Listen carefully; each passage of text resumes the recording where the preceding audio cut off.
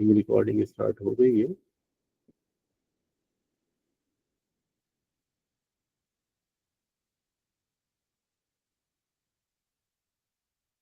Okay, बिस्मिल्लाहिर्रहमानिर्रहीम। जो लोग मुझे पहले से जानते हैं वो उनसे तो तारुफ हुआ है। फंडामेंटल ट्रेनिंग्स और इस तरह से मैं दे चुका हूँ। और बेसिकली ये कम्युनिटी है और बाकी जितने भी एडिशनल ग्रुप्स हैं उसमें सब में कोशिश ये होती है कि हम जो है फ्री ट्रेनिंग प्रोवाइड करें। और एक एक्सपर्ट्स का पैनल है जिसमें मैं अपना सा अपना भी रोल अदा करता हूँ। मगर जो हमारे एक्सपर्ट्स हैं टेक्निकल एनालिसिस के हवाले से डिस्कस करते हैं, फंडामेंटल एनालिसिस मैं भी करता हूँ। काफ़ी सेशंस रिकॉर्ड हो चुके हैं और ये सारा फी सबिलिल्लाह है। तो आप लोगों से एक्सपेक्टेशन ये है कि बस आप लोग को फायदा हो तो दुआ करें हम लोग के लिए। ये जो है बियॉन्ड बॉर्डर्स जो है बेसिकली इसका टाइटल था। और इसमें जो है पहला सेशन हमारा हो चुका है। डॉक्टर खुरब ने बेहतरीन डिलीवर किया है और एक डे ट्रेडर का पॉइंट ऑफ व्यू बताया है कि उसको क्या करना चाहिए ये जो अनसर्टेनिटी है इसके अंदर। और आज जो है मेरा सेशन है, इंशाल्लाह 2 सेशन और होने हैं एटलीस्ट। तो उनसे भी डिस्कस हो रहा है। जवाद याकूब भाई है और अपने जो है अब्दुल कुदूस भाई हैं। तो इन लोगों का भी सेशन होना है और ये टेक्निकल हवाले हवाले से भी। और जवाद भाई जो है वो काफ़ी डिफेंसिव है। स्टॉक्स जो डिफेंसिव स्टॉक्स में काम करते हैं तो रीट वगैरह है, उनके भी लेक्चर्स पहले मौजूद है। तो इंशाल्लाह वो भी इसमें डिलीवर करेंगे। एक दफ़ा बस मुझे कंफर्म कर दीजिए फिर से कि मेरी आवाज़ आ रही है। अगर आ रही है तो कंटिन्यू रखते हैं। ओके, सही है सही है। चलिए, तो आवाज़ आ रही है तो उसको कंटिन्यू रखते हैं हम। तो असल में हर हर दफ़ा यही होता है कि लोग जो है ना परेशान हो जाते हैं। और मैंने देखा काफ़ी लोगों ने जो है ना अपनी हिम्मत हार दी कि भाई ये जो अभी रिसेंटली क्राइसिस आया है और सऊदी मार्केट डाउन हुई है, यूएस मार्केट डाउन हुई है।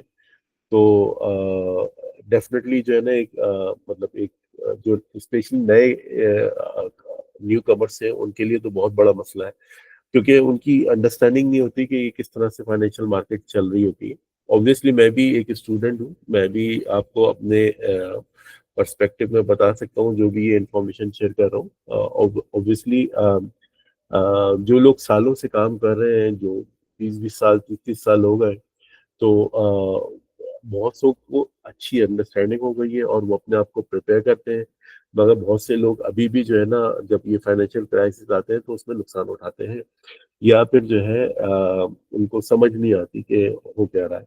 तो कोशिश करेंगे कि इसको समझें। और ये ज़्यादातर थ्योरेटिकल पार्ट है, मगर इसमें मैंने कोशिश की है कि आपको केस स्टडीज बताऊं, पहले हो चुका है। और आखिर में जो है कोशिश करूंगा कि जो भी टेक अवे इन्वेस्टर्स के लिए वो, और इसमें एक केस स्टडी अभी जो करंट क्राइसिस चल रहे हैं तो उसकी तो इंफॉर्मेशन काफ़ी ज़्यादा होगी। और इंशाल्लाह जो भी सेशन अटेंड करें तो मैं अपनी मतलब रिकॉर्डिंग वगैरह इसमें शेयर करूंगा। कहीं आप लोगों को जो है ज़रा सा स्लो डाउन करना हो तो मुझे बताइएगा।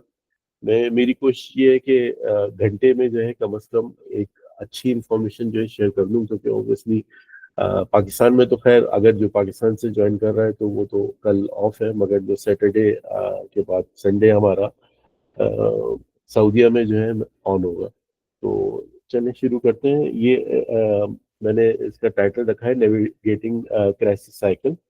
तो इसके अंदर जो है ना हम ये देखेंगे कि ये जो क्राइसिस आते हैं तो इसका क्या कोई पैटर्न है।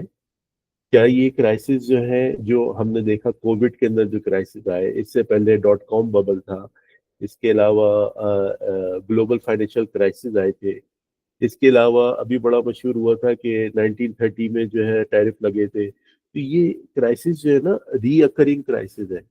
मगर हम ये देखना चाहते हैं कि क्या ये जो रीअकर हो रहे हैं तो इसका कोई पैटर्न है जिस पैटर्न की बेस के ऊपर जो है हम एंटिसिपेट कर सके कि किस तरह से जो है हमें आगे बिहेव करना है या किस तरह से हमें रिएक्ट करना है। तो अगर वाकई कोई पैटर्न है तो फिर तो ये बहुत आसान हो जाएगा हमारे लिए कि हम जो है उसके अंदर अपना अपने प्रिंसिपल को, जो अपनी इन्वेस्टमेंट है उसको और बाकी चीज़ों को जो है सेव कर सके। और हो सकता है कि इसमें हमारी कोई इस तरह की अपॉर्चुनिटीज क्रिएट हो जाए जो जिससे जो है हम कमा भी लें।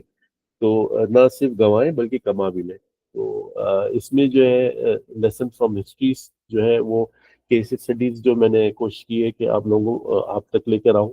ऑब्वियसली बहुत से लोग जानते हैं, मगर मैं ये जो फ्रेमवर्क है या जो भी एक साइकिल बनी हुई है, तो ऑफ कोर्स ये टेक्स्ट बुक साइकिल नहीं है। तो इसमें कमी बेशी हो सकती है, और जो हमारे सीनियर्स हैं उसके अंदर अपने हिसाब से जो इसको कस्टमाइज कर सकते हैं।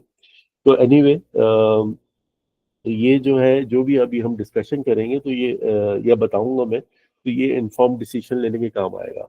ठीक है। तो अब जो है जैसे क्राइसिस एक, ये जो हो रहा है सारा सिलसिला एक लाइफ साइकिल है। तो अब पॉइंट हियर इज के भाई every financial crisis follow a pattern, यानी एक पैटर्न हमें दिखता है। कभी भी जो क्राइसिस आते हैं उसके अंदर पैटर्न दिखता है। Of course they are not identical, मगर मतलब हर क्राइसिस सेम नहीं होता। कभी वो मॉनेटरी की वजह से आता है, कभी इकोनॉमी की वजह से आता है, और बहुत से रीजन हैं जो कि हम मतलब देखेंगे यहाँ पर। मगर एक फेमिलियरिटी है, और एक जो है ना वो मतलब रीअकरेंस है एक पैटर्न की, जो कि हम ट्राई मतलब गेज करने की कोशिश करेंगे। ठीक है। और इसके अंदर जो है ये जो अगर ये साइकिल हमारी अंडरस्टैंडिंग इसकी हो गई, तो जो इन्वेस्टर है वो ना सिर्फ जो है अपना रिस्क मैनेज करने के काम आएगा उनको, या फिर हो सकता है कि वो इससे अपॉर्चुनिटी भी हासिल करें या कमाने की भी कोशिश करें। अच्छा, तो जो फर्स्ट स्टेज है ना, इसको हम स्पार्क कहते हैं। ठीक है। और ये अभी मजीद इसके अंदर डिटेल बताऊंगा मैं कि ये जो है ना कोई इवेंट है जो कि अकर हो रहा है। ठीक है। और ये किसी ना किसी कोई ना कोई इसके अंदर रूट कॉज होती है, कोई ना कोई डीप जो है ना इम्बैलेंसेस हो रहे होते हैं इकोनॉमी के अंदर या और दूसरी चीजों के अंदर। जैसे कि एसेट बबल आ गया, या कोई और पॉलिसी जो है गलत पॉलिसी जो प्रेसिडेंट है या प्राइम मिनिस्टर है उन्होंने ले ली, तो कोई ना कोई ऐसा स्पार्क होता है जिसकी वजह से जो है ना क्राइसिस स्टार्ट होते हैं। ठीक है। तो ये हमारा पहला स्टेज हो गया। फिर इसके बाद जो है कंटीजन, तो जो कंटेजियस है उससे जो है ये वर्ड निकला है। तो बेसिकली क्या है कि ये जो फियर है ना, ये एकदम से स्प्रेड होता है, और उसके बाद जो है मार्केट जो है उसका बहुत ज्यादा असर ले लेती है। और क्या कहते हैं पैनिक सेलिंग शुरू हो जाती है, और फिर जो है ना लिक्विडिटी जो है ना वो टाइटनिंग शुरू हो जाती है। तो इसके हवाले से जो है एक ये मतलब एक स्ट्रेस में चले जाते हैं लोग। तो ये एक सेकंड स्टेज होता है जो क्राइसिस की साइकिल है। फिर उसके बाद जो है ना इंटरवेंशन होती है, गवर्नमेंट और जो सेंट्रल बैंक है वो इंटरवीन करते हैं, वो अपनी मॉनेटरी पॉलिसी लेकर आते हैं, वो अपनी फिजिकल टूल्स यूज करते हैं इन क्राइसिस से बचाने के लिए। मगर ये सारा रिएक्टिव काम हो रहा होता है। तो रिएक्टिव काम हो रहा होता है तो फिर क्या होता है कि फॉल आउट होता है, इकोनॉमी का फॉल आउट आ जाता है। ठीक है। और इसके अलावा जो है एक जो है ना शॉक जो है वो फिर फॉल आउट में एब्जॉर्ब होता है। क्योंकि देखिए ये जो इंटरवेंशन हो रही है इसके असर होने होने मतलब असर होते होते टाइम लगता है। तो इसलिए जो है इसका फॉल आउट है। तो वो फॉल आउट जो होता है उसमें जो है बिजनेस के जो है बहुत से बिजनेस फेल होते हैं, और जो आपकी जो ग्रॉस प्रोडक्ट है वो उसकी कंजम्पशन कम हो जाती है, और एम्प्लॉयमेंट्स के इशू होते हैं। ये सारी हम डिटेल में स्लाइड देखेंगे इसकी। मगर ये अंडरस्टैंडिंग होना चाहिए कि ये छह जो स्टेजेस हैं क्या है। फिर उसके बाद जो है ना रीप्राइसिंग शुरू होती है। मार्केट जो अपने आप को रीवैल्यूएट करती है कि भाई एक कंपनी इतने की थी, अब ये कितने की हो गई है, इसके अंदर क्या न्यू रिस्क है, क्या इसका नया लैंडस्केप बन रहा है। बहुत से बिजनेसेस जो हैं वो बहुत महंगे हो जाते हैं इन क्राइसिस की बिना पर। तो वो उनकी वैल्यूएशन जो है बहुत ज़्यादा डिस्टर्ब होती है। और फिर जो है एक रेकनिंग स्टेज है कि भाई अब जो है जो है ना ये मतलब इस तरह से कि भाई अब ये रिफॉर्म्स आ गए, और ये जो है खामियां थी और इसको जो इस तरह से भरा जाएगा ताकि लॉन्ग टर्म जो इन्वेस्टमेंट है वो जो है स्टेबल हो सके। तो हर क्राइसिस के बाद जो है कुछ ना कुछ रेकनिंग का जो है ना प्रोसेस होता है, और उससे हमारा लेसन लर्न जो है वो होते हैं। तो अब देखते हैं कि पहला जो स्टेज है स्पार्क का। तो बेसिकली ये जो स्पार्क है वो क्या है? बेसिकली ये जो स्पार्क है triggers of event and vulnerability. तो देखिए जो इसकी टैग लाइन है ना, वो समझने की बात है कि crisis really happen if the system is healthy. यानी अगर सिस्टम हेल्दी है तो कभी क्राइसिस हो ही ना, ठीक है ना। तो कोई ना कोई इम्बैलेंसेस है इसके अंदर सिस्टम में, और ये क्या सिस्टम है वो टाइप ऑफ ट्रिगर्स में देखते हैं। मगर कोई ना कोई इम्बैलेंसेस होते हैं जिसकी वजह से जो है ये फाइनेंशियल सिस्टम में प्रॉब्लम्स आते हैं, और फिर जो है उसके ऊपर काम हो रहा होता है। तो टाइप ऑफ ट्रिगर्स क्या है?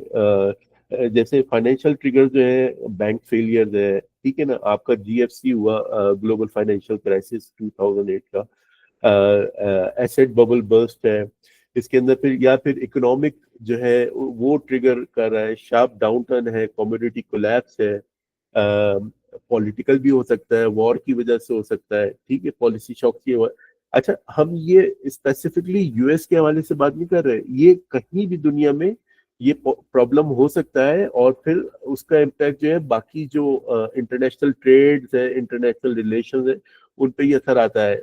नेचुरल जो रीजंस है, पैंडेमिक है, कोविड-19 का हमने देखा, उसकी वजह से क्राइसिस आए थे। तो क्या की टेक अवेज है? तो ये जो स्पार्क है, या तो एकदम से सडन होता है, या फिर ग्रेजुअली जो है ना ये बिल्डअप हो रहा होता है ओवर द टाइम।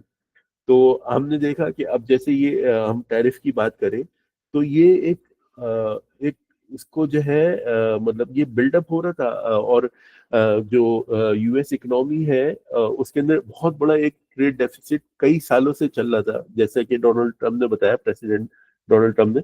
तो बेसिकली मसला यही है कि उसको एड्रेस करने वाला कोई नहीं था। अब इन्होंने ये जो है एड्रेस किया है, तो उसकी वजह से ये इश्यूज आए। इसी तरह से और भी इश्यूज हैं। डॉट कॉम बबल हुआ 2000 के अंदर, तो वैल्यूएशन, क्रेजी वैल्यूएशन चल रही थी सारी टेक कंपनीज की। मगर वो ग्रेजुअली बिल्डअप हो रहा था, और एकदम से जो है फिर बबल बर्स्ट हुआ। तो ये सारी चीजें हैं कि मतलब क्राइसिस जो है वो अकर होते हैं, कुछ जो है सडन होते हैं, कुछ जो है ग्रेजुअल होते हैं। तो और ये जो है ना वर्नेबिलिटीज जो है रिवील कर रहे होते हैं कि क्या लिवरेजेस, क्या ओवर वैल्यूएशन चल रही है, कि आपका जो सिस्टम है कितना फ्रेजाइल है। और कोई भी एक लोकल शॉक जो है वो उसकी एक वाइड रीचिंग होती है, क्योंकि ये ग्लोबल इकोनॉमी है। तो ग्लोबल फाइनेंशियल इम्प्लीकेशन होती है। अब जैसे चाइना की ग्रोथ स्लो डाउन हो गई, तो उसका असर काफी कंट्रीज ने लिया। उसमें पाकिस्तान भी शामिल है, उसमें सऊदी अरब भी शामिल है। सऊदी अरब इस तरह से शामिल है कि जी उसकी ऑयल एक्सपोर्ट्स कम हो गई, क्योंकि एक मतलब जो एक बहुत बड़ी इकोनॉमी है जो ऑयल कंज्यूम करती है, तो उसकी जो इम्पोर्ट्स है वो कम हो गई, तो उसकी वजह से जो है गल्फ कंट्रीज के ऊपर जो इम्पैक्ट आया। तो ये सारी चीजें जो है ना मतलब होती हैं। तो ये बेसिकली एक स्पार्क स्टेज होता है, और इस जैसे मैंने बताया कि इसके ट्रिगर्स होते हैं। तो अभी जो हमारा ट्रिगर है वो ट्रिगर्ड हुआ है, और इंशाल्लाह जब केस स्टडी देखेंगे तो फिर हम देखेंगे कि मतलब क्या ट्रिगर हुआ था। तो उसकी, यानी टैरिफ की बात कर रहा हूँ मैं, टैरिफ ट्रिगर हुआ था, तो उसकी वजह से जो है हम क्राइसिस के साइकिल के अंदर चले गए हैं। अच्छा, अब बात करते हैं कंटेजियस, ये कंटेजियन। तो ये क्या है? फियर इज कंटेजियस, ठीक है ना। ये जो खौफ है ये कंटेजियस है। मैं अगर खौफजदा हूँ तो मैं अपने कुलीग को, अपने दोस्त को ग्रुप में जो है ना ये भेजूंगा, अरे ये होने वाला है, अरे अभी तो डोनाल्ड ट्रम्प ने ये पॉलिसी अप्लाई कर दी, ये पॉलिसी अप्लाई कर दी, तो देखो मार्केट जो है 5% गिर गई। तो ये फेयर है। तो मेरा फेयर जो है वो दूसरे को जो है डिलीवर होता चला जाएगा, और इस तरह से जो है ना पूरा एक खौफ के आलम में जो है वो आ जाएगा। तो इसके अंदर फिर इस स्टेज में क्या हो रहा होता है कि भाई आपका जो है ना एक स्पार्क होने की वजह से, जो इनिशियल स्पार्क की वजह से जो फाइनेंशियल चैनल्स हैं वो स्प्रेड होना शुरू हो जाते हैं, और मार्केट जो है ना डिसऑर्डरली जो है ना वो चलना शुरू हो जाती है, लिक्विडिटी ड्राई अप होना शुरू हो जाती है, लोग इन्वेस्टमेंट कम कर देते हैं और एक ट्रस्ट जो है ना वो ब्रेक डाउन हो जाता है। अब लीमन ब्रदर का 2008 का जो ग्लोबल फाइनेंशियल क्राइसिस का हुआ था, तो लोगों का बैंक के ऊपर जो है ना ट्रस्ट खत्म हो गया था। तो इसकी की कैरेक्टरिस्टिक्स जो है वो आप देखें कि जी फेयर एंड अनसर्टेनिटी सर्ज हो जाती है, यानी खौफ और अनसर्टेनिटी जो है वो फैलना शुरू हो जाती है। एसेट की जो प्राइस है वो कोलैप्स होना शुरू हो जाते हैं, इक्विटी जो है वो शार्पली फॉल डाउन होती है।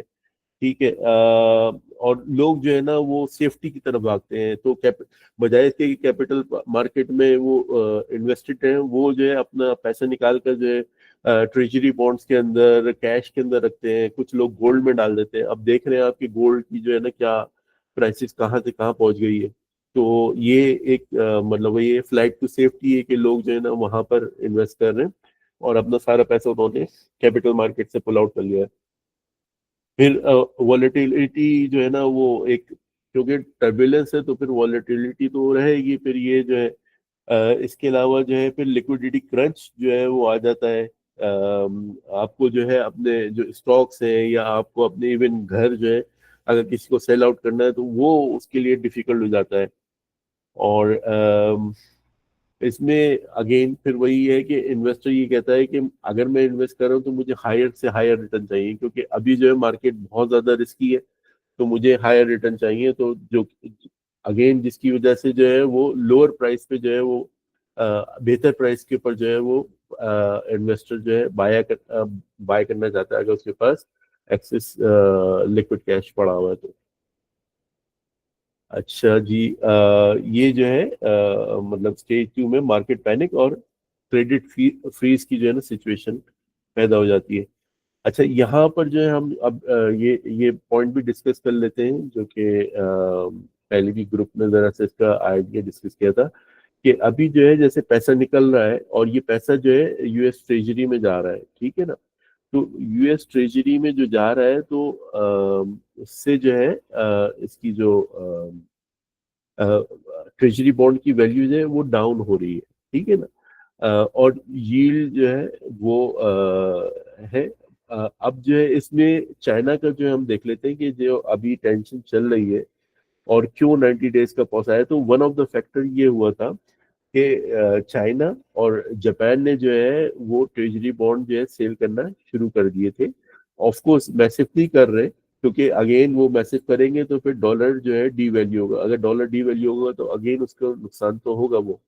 मगर ये कि अगर ये उनके पास एक टूल है जिसके थ्रू जो है वो जो ट्रेड टॉक्स है उसके अंदर वो अपना एक स्ट्रॉन्ग स्टांस रखते हैं। क्योंकि अगर ट्रेजरी बॉन्ड डाउन होगा तो अगर वो सस्ते में बेचेंगे तो इसका मतलब है डिविडेंड यील्ड बढ़ जाएगी। डिविडेंड यील्ड अगर बढ़ेगी तो जो हम लोगों ने देखा था और काफी एनालिसिस का उसके अंदर फीडबैक था कि जी ये जो सारा प्रोसेस हो रहा है कि फेड अपने जो है इंटरेस्ट रेट गिराएगी और यूएस जो है ना अपने ये जो 9 ट्रिलियन के जो 7 to 9 ट्रिलियन का इनको इस दफा रीफाइनेंस करवाना था इस साल।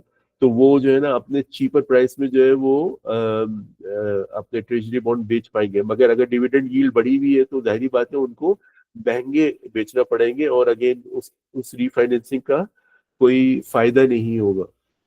तो ये एक पॉइंट था जो कि मैं पहले डिस्कस किया था, मगर अब ये रिकॉर्ड करवा रहा हूँ। अच्छा जी, इसके बाद जो है फिर इंटरवेंशन आती है। इंटरवेंशन के अंदर जो है जब जो मार्केट है अगर वो फेथ लूज करना शुरू कर दे तो फिर पॉलिसी मेकर जो है, गवर्नमेंट जो है वो इंटरवीन करती हैं और अपने इमरजेंसी टूल्स जो है वो लेकर आती हैं, ताकि ये जो फाइनेंशियल सिस्टम है वो कोलैप्स होने से बचाएं और जो मार्केट या इन्वेस्टर का कॉन्फिडेंस है उसको रीगेन करें।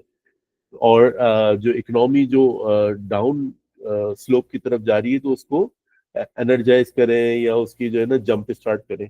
तो मॉनेटरी पॉलिसी जो सेंट्रल बैंक लाते हैं उनके पास क्या टूल्स हैं? उनके पास मतलब ये टूल्स हैं कि जैसे इंटरेस्ट रेट कट कर देते हैं कि भाई लोअर कॉस्ट ऑफ बोरिंग कर देंगे भाई। अगर जैसे जाहिर बात है जब ये इश्यूज आते हैं, क्राइसिस आते हैं, तो कंपनी कहती है जी हमने इन्वेस्टमेंट अब नहीं करनी, अपने पैसे सेव करने हैं, ताकि मतलब हमें नहीं पता कि क्या इकोनॉमी का हाल होना है। तो जब इंटरेस्ट रेट कम होगा तो बोरोइंग जो है उनके लिए आसान होगी, तो फिर वो हो सकता है कि अपनी इन्वेस्टमेंट कंटिन्यू कर पाए। और इसी तरह से लोग जो है फिर अगर इंटरेस्ट रेट कम होगा तो वो अपनी जरूरियाती चीज जो उनको चाहिए, कार चाहिए, कोई और चीज चाहिए, तो वो अट्रैक्टिव बन जाएगी उनके लिए कि अगर इंटरेस्ट रेट कम होगा तो वो मॉर्टगेज करवा सके या कार लोन ले सके। तो ये बेसिकली ये एक टूल है जिसको जिसको पुश करते हैं। अब मैं ब्रीफ ब्रीफ बता रहा हूँ, होपफुली आप लोगों को इन इन चीज़ों का कॉन्सेप्ट हो, मगर अगर नहीं होगा तो हम डिटेल में फिर कभी बात करेंगे, क्योंकि अभी कंटेंट काफ़ी ज़्यादा है। तो मेरी कोशिश है कि ये जितनी स्लाइड्स हैं कवर कर लूँ। तो खैर फिर लिक्विडिटी इंजेक्शंस जो है, मतलब डायरेक्ट लेंडिंग, बैंक्स को जो है लेंडिंग होती है, क्योंकि कभी कभी बैंक जो है ना वो इतने हाईली डेट पे होते हैं कि उनको जो है ना वो होता है। अब जैसे 2008 के अंदर हमने ये लीमन क्राइसिस का देखा था, ये फिर क्वांटिटेटिव ईजिंग जो है, आपने ये वर्ड सुना होगा कि भाई सेंट्रल बैंक जो क्वांटिटेटिव ईजिंग लेकर आ रहा है। गवर्नमेंट क्या करती है कि जी अपनी जो है ना पब्लिक स्पेंडिंग बढ़ा देती है, इंफ्रास्ट्रक्चर के ऊपर इन्वेस्ट करती है ताकि जॉब्स क्रिएट हो, और इसके अलावा टैक्स रिलीफ दे सकती है गवर्नमेंट, और टारगेटेड बेल आउट कर सकती है कि बड़े बैंक्स या एयरलाइंस या कोई और इस तरह की बड़े बड़े इंटरप्राइज जो कि एक कंट्री को रिप्रेजेंट करते हैं, तो उनको बचाने के लिए जो है फिर वो टारगेटेड जो है वो उसको बेल आउट कर रही होती है। अभी हमने रिसेंटली खबर देखी कि जी अब स्मार्टफोन जो है ना वो टैरिफ का पार्ट नहीं है। तो अगेन ये सारी चीजें हैं और इन ये होती हैं, मगर क्या है कि अगर आपको पता है कि ये एक प्रोसेस है, ये एक साइकिल है, तो आप जो है अपने आप को बजाय इसके कि पैनिक सेलिंग करें, आप हो सकता है कि अगर आपके पास अच्छी होल्डिंग पावर है तो आप होल्ड करें और इन चीजों का वेट करें। तो अच्छा, ये जो इंटरवेंशन हो रही है सारी ये रिएक्टिव हो रही है, तो रिएक्टिव होने का मसला क्या होता है कि इसको यानी अप्लाई होते होते और इसका इफेक्ट आते आते टाइम लगता है। और जब तक ये स्टेबलाइजेशन की एफर्ट जो है गवर्नमेंट और सेंट्रल बैंक कर रहे होते हैं, तब तक जो है क्या होता है कि एक फॉल आउट जो है ना वो आ जाता है। और जो वॉल स्ट्रीट का पेन है, वॉल स्ट्रीट ऑफ कोर्स आपको पता है कि ये न्यूयॉर्क स्टॉक एक्सचेंज है, तो इसका जो पेन है वो एक मेन स्ट्रीम की जो है ना रियलिटी बन जाता है। यानी स्टॉक एक्सचेंज जो गिरता है तो उसकी वजह से जो है एक्चुअली ये जो प्रॉब्लम है ये आगे कैरी फॉरवर्ड हो जाता है। क्यों? क्योंकि जॉब्स का मसला आ जाता है। तो इसमें कुछ डिफरेंट टाइप के depending on the time duration जो है ना इम्पैक्ट आते हैं। नियर टर्म इम्पैक्ट्स हैं और एक लॉन्ग टर्म जो है ना वो कॉन्सिक्वेंसेज है इसके। तो ये हमें समझने की जरूरत है कि क्या नियर टर्म है और क्या लॉन्ग टर्म है। अगर क्राइसिस लॉन्ग टर्म चलेंगे तो क्या क्या हो सकता है। तो अगेन ये कॉम्प्रिहेंसिव लिस्ट नहीं है, मगर मैंने कोशिश की है कि पॉइंटर दूं, एक सोच जो है वो पैदा हो। और ऑब्वियसली सब फाइनेंस के बैकग्राउंड से नहीं हूँ, मैं भी फाइनेंस के बैकग्राउंड से नहीं हूँ, मगर क्योंकि सालों से काम कर रहा हूँ, एक अंडरस्टैंडिंग बनाई है, कंटिन्यूस इसके अंदर लर्निंग रहती है। तो अब आप लोगों के लिए ये पॉइंट्स अवेलेबल है।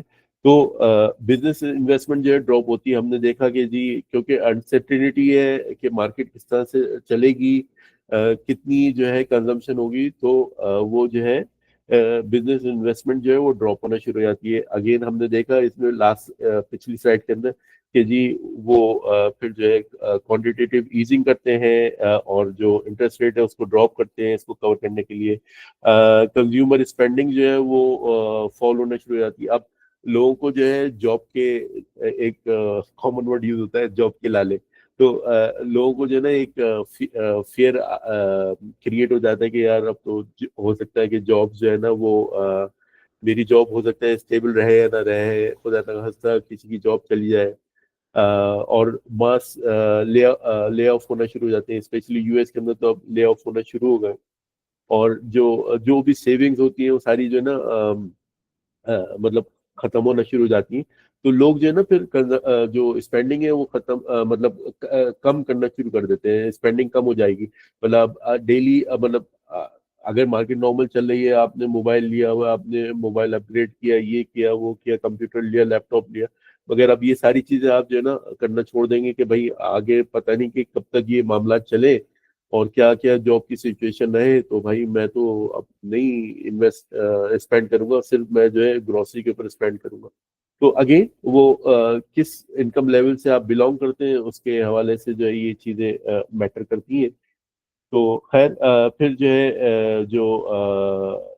जो इकोनॉमी है वो रिसेशन के अंदर चली जाती है।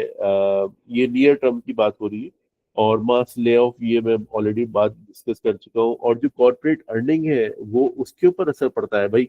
अगर एक फास्ट कस्टमर एफएमसीजी है, फास्ट मूविंग कस्टमर गुड, तो अगर वो एफएमसीजी है, कोलगेट है या कोई नेस्ले है, तो अगर ये उसके अंदर आ रही, तो लोग जो है अशिया खरीदना कम कर देंगे। मतलब जो चीज एक्स्ट्रा लोग खरीदते थे कि यार ठीक है चलो बच्चों के लिए खरीद लिया, एक्स्ट्रा टॉयज ले लिए या और दूसरी चीजें, तो वो फिर जो है ना वो नहीं करेंगे। तो जिसकी वजह से उनकी प्रॉफिटेबिलिटी के ऊपर असर पड़ता है। और जब प्रॉफिट नहीं होगा और एक्सपेंसेस रहेंगे, तो फिर उसके बाद जो है डिविडेंड का भी जो है ना इश्यू आएगा। तो उससे फिर इन्वेस्टर भी हर्ट होगा। तो ये सारी चीजें, ये रिकैलिब्रेशन जो है ना, ये सारी क्राइसिस की वजह से होती है और ये एक फॉल आउट का पार्ट है। ठीक है। फिर जो है प्रोलॉन्ग जो है इकोनॉमिक वीकनेस जो है, स्टैग्नेशन मतलब स्लो रिकवरी शुरू हो जाती है। आपने देखा कि पाकिस्तानी जो इंडेक्स था कितने अरसे तक जो है वो 39 40 41 के दरमियान रहा, 1000 के दरमियान रहा। तो ये इसी तरह से और चीजें हैं। अब यहाँ पर भी जो है ना स्लो डाउन हो रहा है सऊदी अरब में भी। तो ये एक लॉन्ग टर्म कॉन्सिक्वेंस है जो कि लोगों को भुगतना पड़ता है। लोग इसको ऑब्जर्व करते हैं। स्ट्रक्चरल डैमेज है, कैपिटल इरोजन की बात हो रही है। फिर गवर्नमेंट डेट जो है वो हाई चले जाते हैं, क्योंकि उसको स्टिमुलस पैकेज देना है, तो गवर्नमेंट के डेट जो है ना वो बढ़ते चले जाते हैं।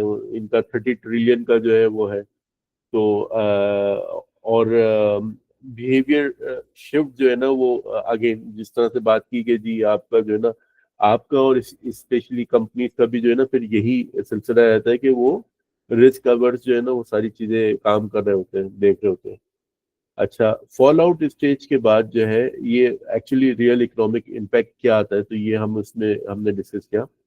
फिर इसके बाद जो है ना, अब जो है मार्केट जो अपने आप को रिकैलिब्रेट करती है और फिर जो है ना इकोनॉमी रिकवर होना शुरू होती है। और इस स्टेज के अंदर जो है ना प्राइस एडजस्टमेंट होती है कि भाई ये कंपनी ऐसी है, इसका ये एक्सपोर्ट्स है, ये इंपोर्ट्स है। अब जैसे मैं टैरिफ के हवाले से बात कर रहा हूँ कि मतलब इस कंपनी पे ये इम्पैक्ट आएगा, इस कंपनी पे ये इम्पैक्ट आ चुका है, मतलब इस तरह से जो है फिर आप प्राइस इन कर रहे होते हैं हर चीज को।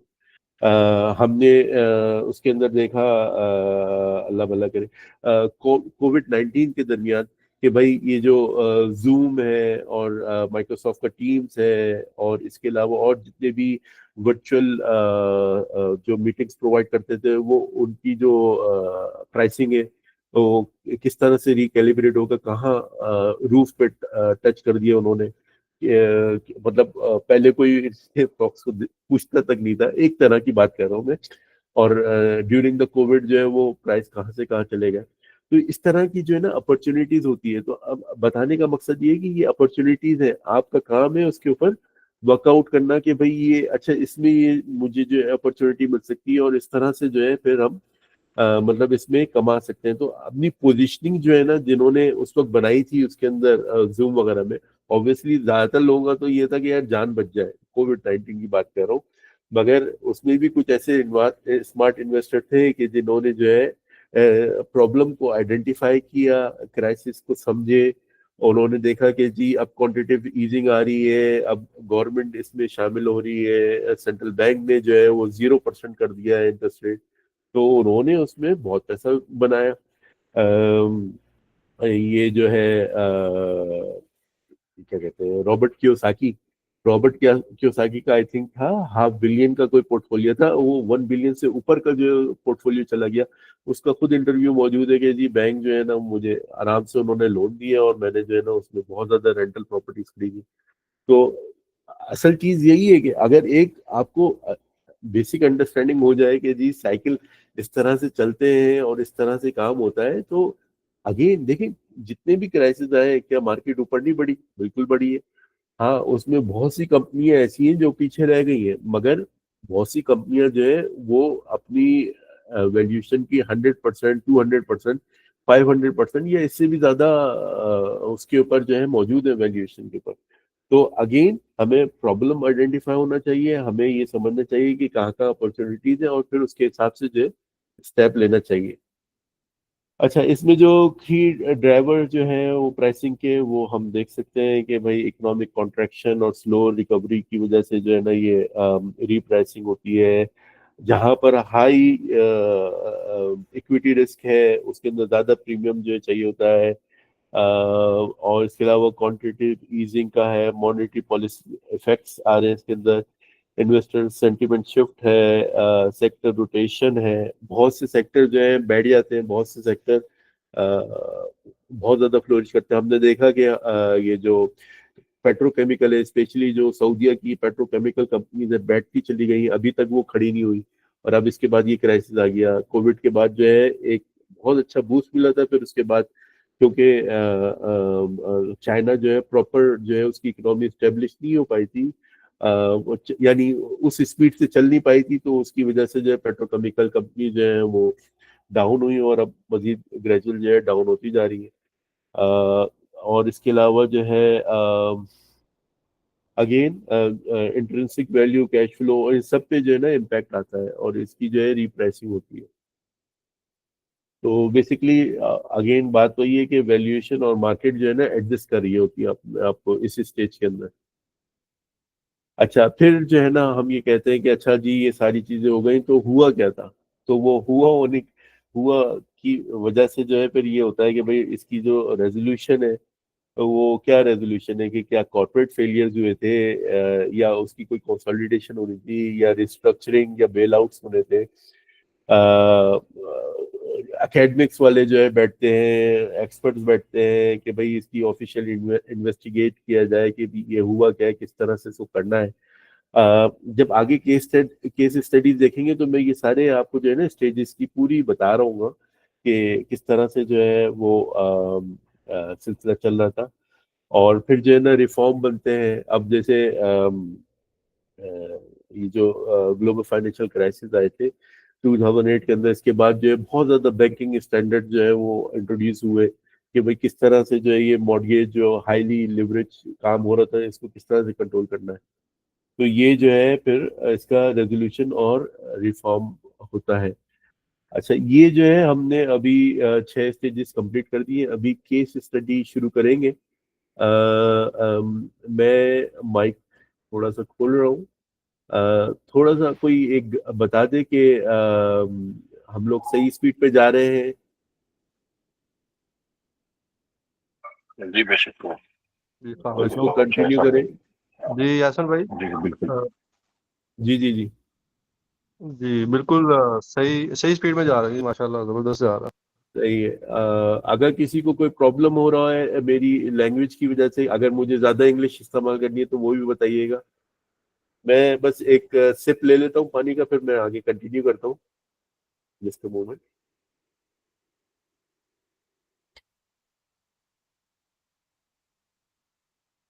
जी इब्राहिम भाई।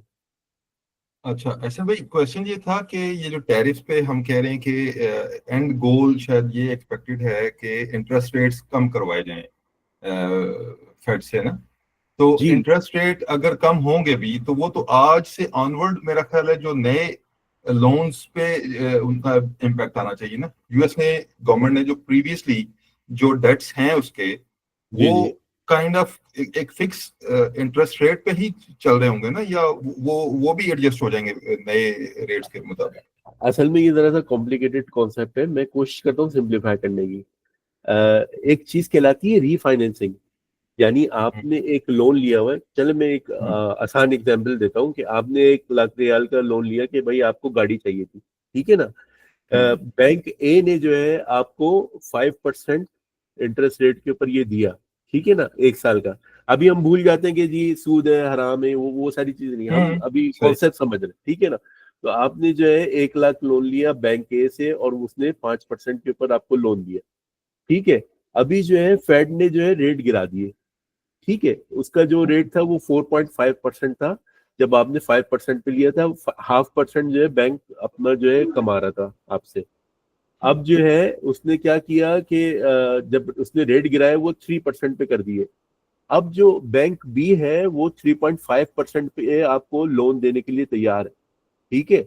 और वो आपको ये ऑफर दे रहा है कि भाई अगर आपके पास पहले कोई लोन मौजूद है तो आप उसको रीफाइनेंस करवा सकते हैं। रीफाइनेंस का मतलब क्या हुआ कि वो जो बैंक भी है, वो जो आपने 1 लाख लिया था उसमें से 90,000 बच गए थे, 90,000 अभी भी आपको देने हैं, तो वो 90,000 जो है बैंक ए को जो है वो फुल पेमेंट जो है वो दे देगा बैंक बी, ठीक है। और आपका वहां से 5% से छुटकारा हो जाएगा, आपको जो भी एडमिन फीस छोटी मोटी देनी होगी वो देंगे। और अब जो है बैंक बी से आपको जो है ना 3.5% के ऊपर जो है रीफाइनेंस हो जाएगा लोन। तो ये अच्छी चीज नहीं है? अगर आप ये कर सकते हैं तो गवर्नमेंट भी यही करती है। तो हम जो देख रहे थे कि जो अभी 7 ट्रिलियन का डेट सर्विसिंग करनी है या 9 ट्रिलियन की जो भी अमाउंट है यूएस गवर्नमेंट को, तो वो बेसिकली रीफाइनेंस करना चाह रहे हैं। तो ये जो क्राइसिस है इससे, जैसे मैंने आपको बताया कि जी फेड आएगी और अभी केस स्टडी 2005 की भी डिस्कस करेंगे कि वो रिकंसिडर कर रहे हैं। एक और कॉम्प्लिकेटेड चीज है हेज फंड की, मगर मैं उसको अभी कंफ्यूज नहीं करना चाह रहा इसके अंदर। हेज फंड का भी जो है ना वो 2 ट्रिलियन का जो है ना वो फेडेक्स ने फेड ने कहा है कि वो जो है इसको रिफाइनेंस करेगा। एनीवे कहने का मकसद ये है कि वो जो है जब ऑफ कोर्स इकोनॉमी बचाने के लिए आएगा फेड, तो वो इंटरेस्ट को कम करेगा, इंटरेस्ट रेट को कम करेगा। तो जो यूएस गवर्नमेंट है अपना जो डेट्स है वो रिफाइनेंस कर देगी कम में। अब मसला क्या आ रहा है, अब मसला ये आ रहा है कि ये जो चाइना से जो इनकी जो शुरू हो गई, और जापान जो है सबसे बड़ा वो है US bond 10 years US bond treasury holder, और चाइना सेकंड है, और फिर यूके। और वो मैंने चार्ट भी आपको ग्रुप में शेयर किया था। तो अब अगर ये बेचना शुरू कर देंगे, ठीक है ना, ये मैंने पॉइंट बताया मगर फिर मैं दोबारा रिपीट कर देता हूँ, अगर ये बेचना शुरू कर देंगे तो ये सस्ते में मार्केट में थ्रो करेंगे, ठीक है ना। अच्छा, जब सस्ते में थ्रो होते हैं तो वो जो यील्ड है उसकी वो बढ़ जाती है। अब अगर एक चीज 100 रुपए की मिलती थी और उसमें आपको 4% का फायदा था, अब अगर आप 95 रुपए की मार्केट में दे रहे हैं तो उसकी जो परसेंटेज ऑफ यील्ड है वो बढ़ जाती है। अब यूएस गवर्नमेंट अगर बेचने जाएगी, वो कहेगी यार 2% में मेरे से ले लो, क्योंकि फेड का रेट जो है 1.5% चल रहा है, ठीक है ना। तो वो तो मार्केट में कोई लेने के लिए तैयार ही नहीं होगा। वो बोलेगा कि भाई मेरी तो वैसे ही जो यील्ड है, अगर मैं चाइना से ये बॉन्ड्स ले लूं या जो भी मार्केट में चल रहा है, कोई भी बेच रहा है यूएस ट्रेजरी बॉन्ड, तो वो तो मुझे वहां से मुझे 4.2 4.5 का फायदा है। तो मैं नए क्यों इशू करवाऊं, मैं तो एग्जिस्टिंग ले लूंगा, ठीक है। तो ये असल मसला आया है और इसकी वजह से कुछ चीजें जो है ना वो ब्रेक लगे हैं और वो रिकैलिब्रेट कर रहे हैं कि भाई अब क्या करेंगे। यानी ये काइंड ऑफ जो यूएस के साथ ट्रेड थी जापान और चाइना की, ये उनके इंश्योरेंस पॉलिसी थी, बॉन्ड्स जो ये हर कंट्री की एक इंश्योरेंस पॉलिसी, क्योंकि मोस्ट ट्रस्टेड जो कोई एसेट है वो यूएस ट्रेजरी बॉन्ड है। ये मतलब क्योंकि बॉन्ड जो है, सॉरी, यूएस डॉलर जो है यूनिवर्सल वो है ना, क्या कहलाता है, सॉरी लैक ऑफ वर्ड्स, ये जो है global reserve currency, sorry reserve currency है ना डॉलर के, मतलब जिसको भी ट्रेड करना है तो वो उसको डॉलर में करना है। तो एक ब्रिक्स का जो मसला चल रहा है वो अब चल रहा है ना, वो एक उसके ऊपर भी अभी ट्रम्प आएगा, उसके ऊपर भी उसको टैकल करेगा। मगर अभी ये जो बड़ा पेंडोरा बॉक्स खुला है तो ये एक बहुत बड़ा खुल गया है। तो ये जो रिजर्व करेंसी का स्टेटस है, तो इसमें जो है डॉलर्स में थोड़ी नहीं रखती कंट्रीज, वो ट्रेजरी बॉन्ड्स में रखती है। क्यों? क्योंकि उसके ऊपर इसको रिटर्न भी मिल रहा है कंट्री को। डॉलर्स में जो हम कहते हैं कि जी पाकिस्तान का ये रिजर्व है, खैर पाकिस्तान ये तो रिजर्व नहीं है, मगर जैसे इंडिया है, सऊदीया है, और जितने भी जिनके भी रिजर्व है, तो वो बेसिकली ट्रेजरी बॉन्ड में रखती है। तो हमने देख लिया कि क्या रैंकिंग है, और अगर ये स्लोली ग्रेजुअली इसको रिलीज करने दें मतलब रिलीज करें, मार्केट में डंप करना शुरू कर दें, तो फिर एक बहुत बड़ा मसला हो जाएगा। उसकी वजह से एक तो यील्ड बढ़ जाएगी, फिर यूएस डॉलर जो है वो डीवैल्यू होगा। तो ऐसा भी नहीं है कि भाई चाइना जो है ना गुस्से में आकर अपने 700 ट्रिलियन के जो 700 हाँ ट्रिलियन के जो वो है वो बॉन्ड डंप कर दे, ऐसा नहीं कर सकता। क्यों? क्योंकि उसके अगेन जो इन रिटर्न आ रहा है उसको डॉलर, वो जो एक बहुत बड़ा प्रॉब्लम हो जाएगा। तो कुछ कॉम्प्लिकेटेड चीजें वो मैंने अभी हाइड कर दी है। तो ये सिलसिला है। किसी और का सवाल नहीं है तो फिर मैं आगे कंटिन्यू करता हूँ। अब केस स्टडी की तरफ जाते हैं और फिर की टेक अवेज है। चले मैं फिर आखिर में जो है सवाल ले लूंगा। मैं माइक बंद कर रहा हूँ। चले आगे कंटिन्यू कर लेते हैं। ओके, बिस्मिल्लाह। अच्छा जी, अब बड़ी जबरदस्त चीजें हुई हैं पास के अंदर, और एज ए स्टूडेंट जो है ना बड़े मुझे मजा आता है जब ये चीजें जो है स्टडी करे बंदा, और उसको जो है ना अपनी जो चीजें हैं उसके अंडरस्टैंडिंग के हिसाब से बिठाना शुरू करे। तो हम देखते हैं कि ये जो 1930 का है, स्मूथ हॉली जो उन्होंने अच्छा काम करने की कोशिश की थी, और जो प्रॉब्लम शुरू हो गई थी, तो ये भी एक टैरिफ की थी जंग जो कि हुई, और क्या उसके अंदर अच्छा हो क्या बुरा हो वो देखते हैं।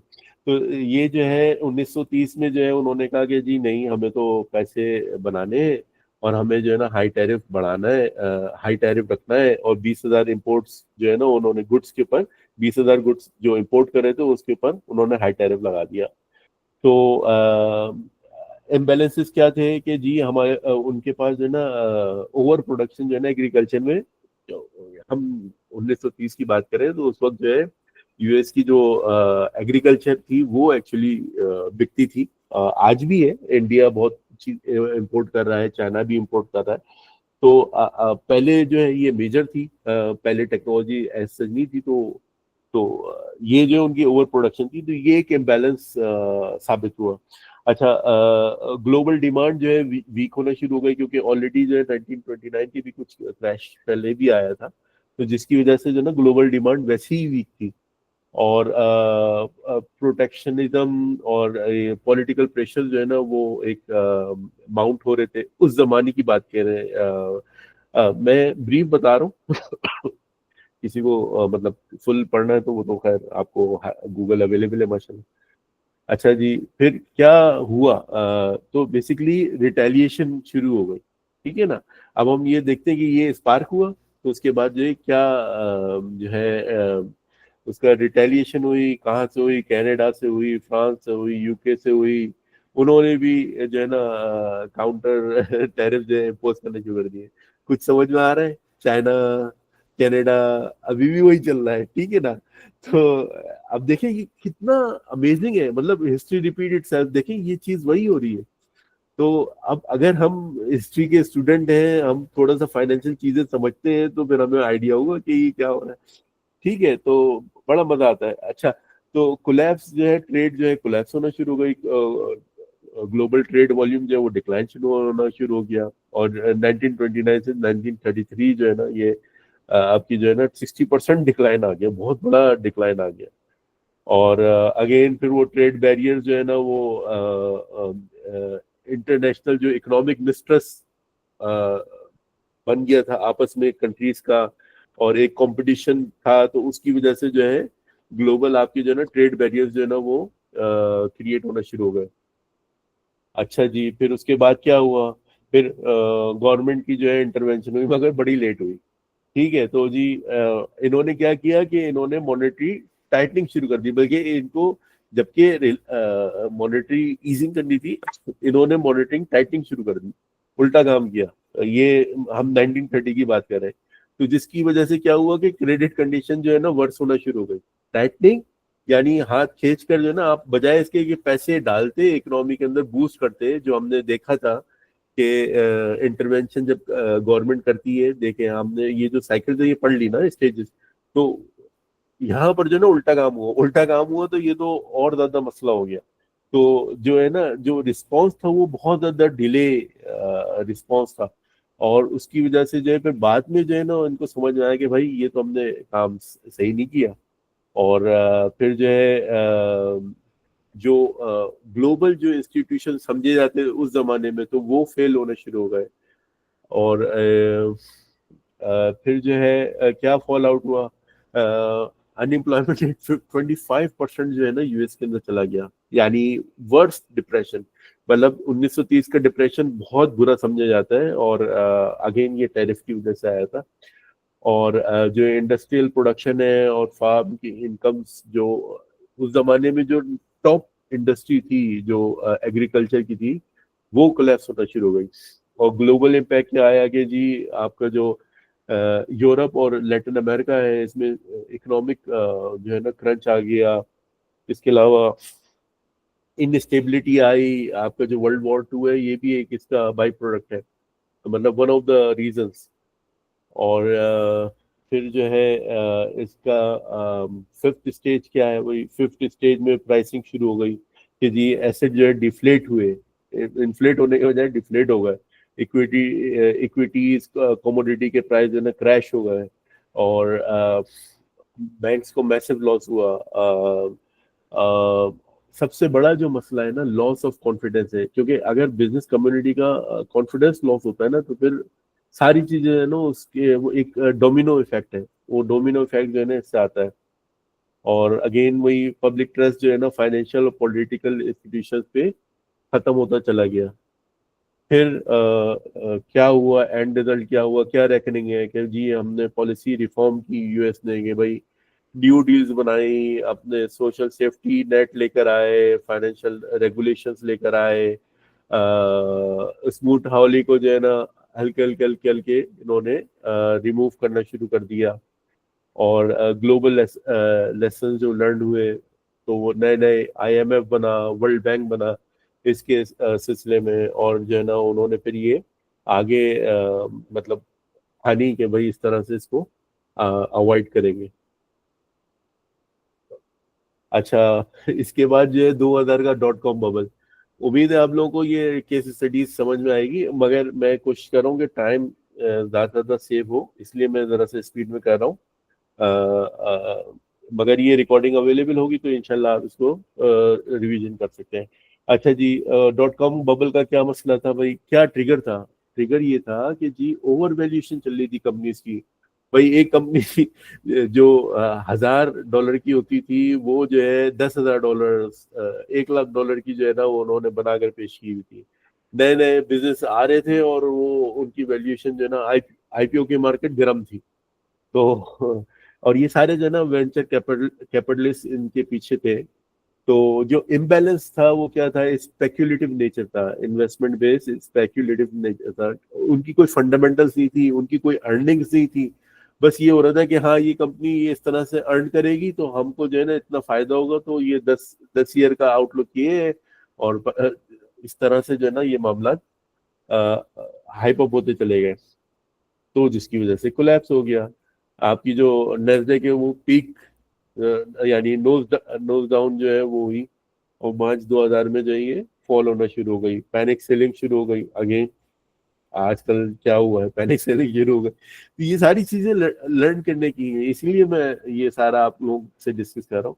फिर क्रेडिट टाइटनिंग जो है ना वो शुरू हो गई, कि क्योंकि ये जितने भी टेक कंपनीज को प्रमोट करने वाले थे वेंचर कैपिटलिस्ट थे, वेंचर कंपनीज थी, तो इन्होंने जो अपने इनकी जो भी फंड्स थे वो ड्राई अप होना शुरू हो गए, इनको इन्वेस्टमेंट आना खत्म हो गई, तो फिर ये आगे इन्वेस्टमेंट करना इन्होंने खत्म कर दिया। तो फिर इंटरवेंशन हुई, फेडरल रिजर्व ने जो है इंटरेस्ट रेट कम किए, मल्टीपल टाइम्स कम किए 2001 से 2003। अच्छा, ये सारी चीजें जो है ना आपको ग्राफ में अवेलेबल है, मतलब आप अगर ट्रेडिंग व्यू पे जाएंगे या खाली गूगल पे भी लिख देंगे तो ये आपको सारे ग्राफ मिल जाएंगे। और ग्राफ में डिस्कस नहीं करना चाहता, मैं एक ब्रीफ ओवरव्यू दे रहा हूँ। मैं चाहता यहाँ पर लगा देता और वो 3 घंटे का सेशन बन जाता, मगर सिर्फ बताने का मकसद ये है कि ये आप ग्राफ से देख सकते हैं। आप वो टाइमलाइन लिखेंगे, आपको पता चल जाएगा कि क्या चल रहा है, कि यूएस ट्रेजरी बॉन्ड के साथ क्या हुआ, डॉलर की वैल्यूएशन के ऊपर क्या हुआ, और मार्केट जो है उसने क्या परफॉर्म किया। फिर गवर्नमेंट जो है उन्होंने स्टिमुलस पैकेज लेकर आए, टैक्स कट्स किए उन्होंने पोस्ट 2001 रिसेशन, और स्लो डाउन टर्न था।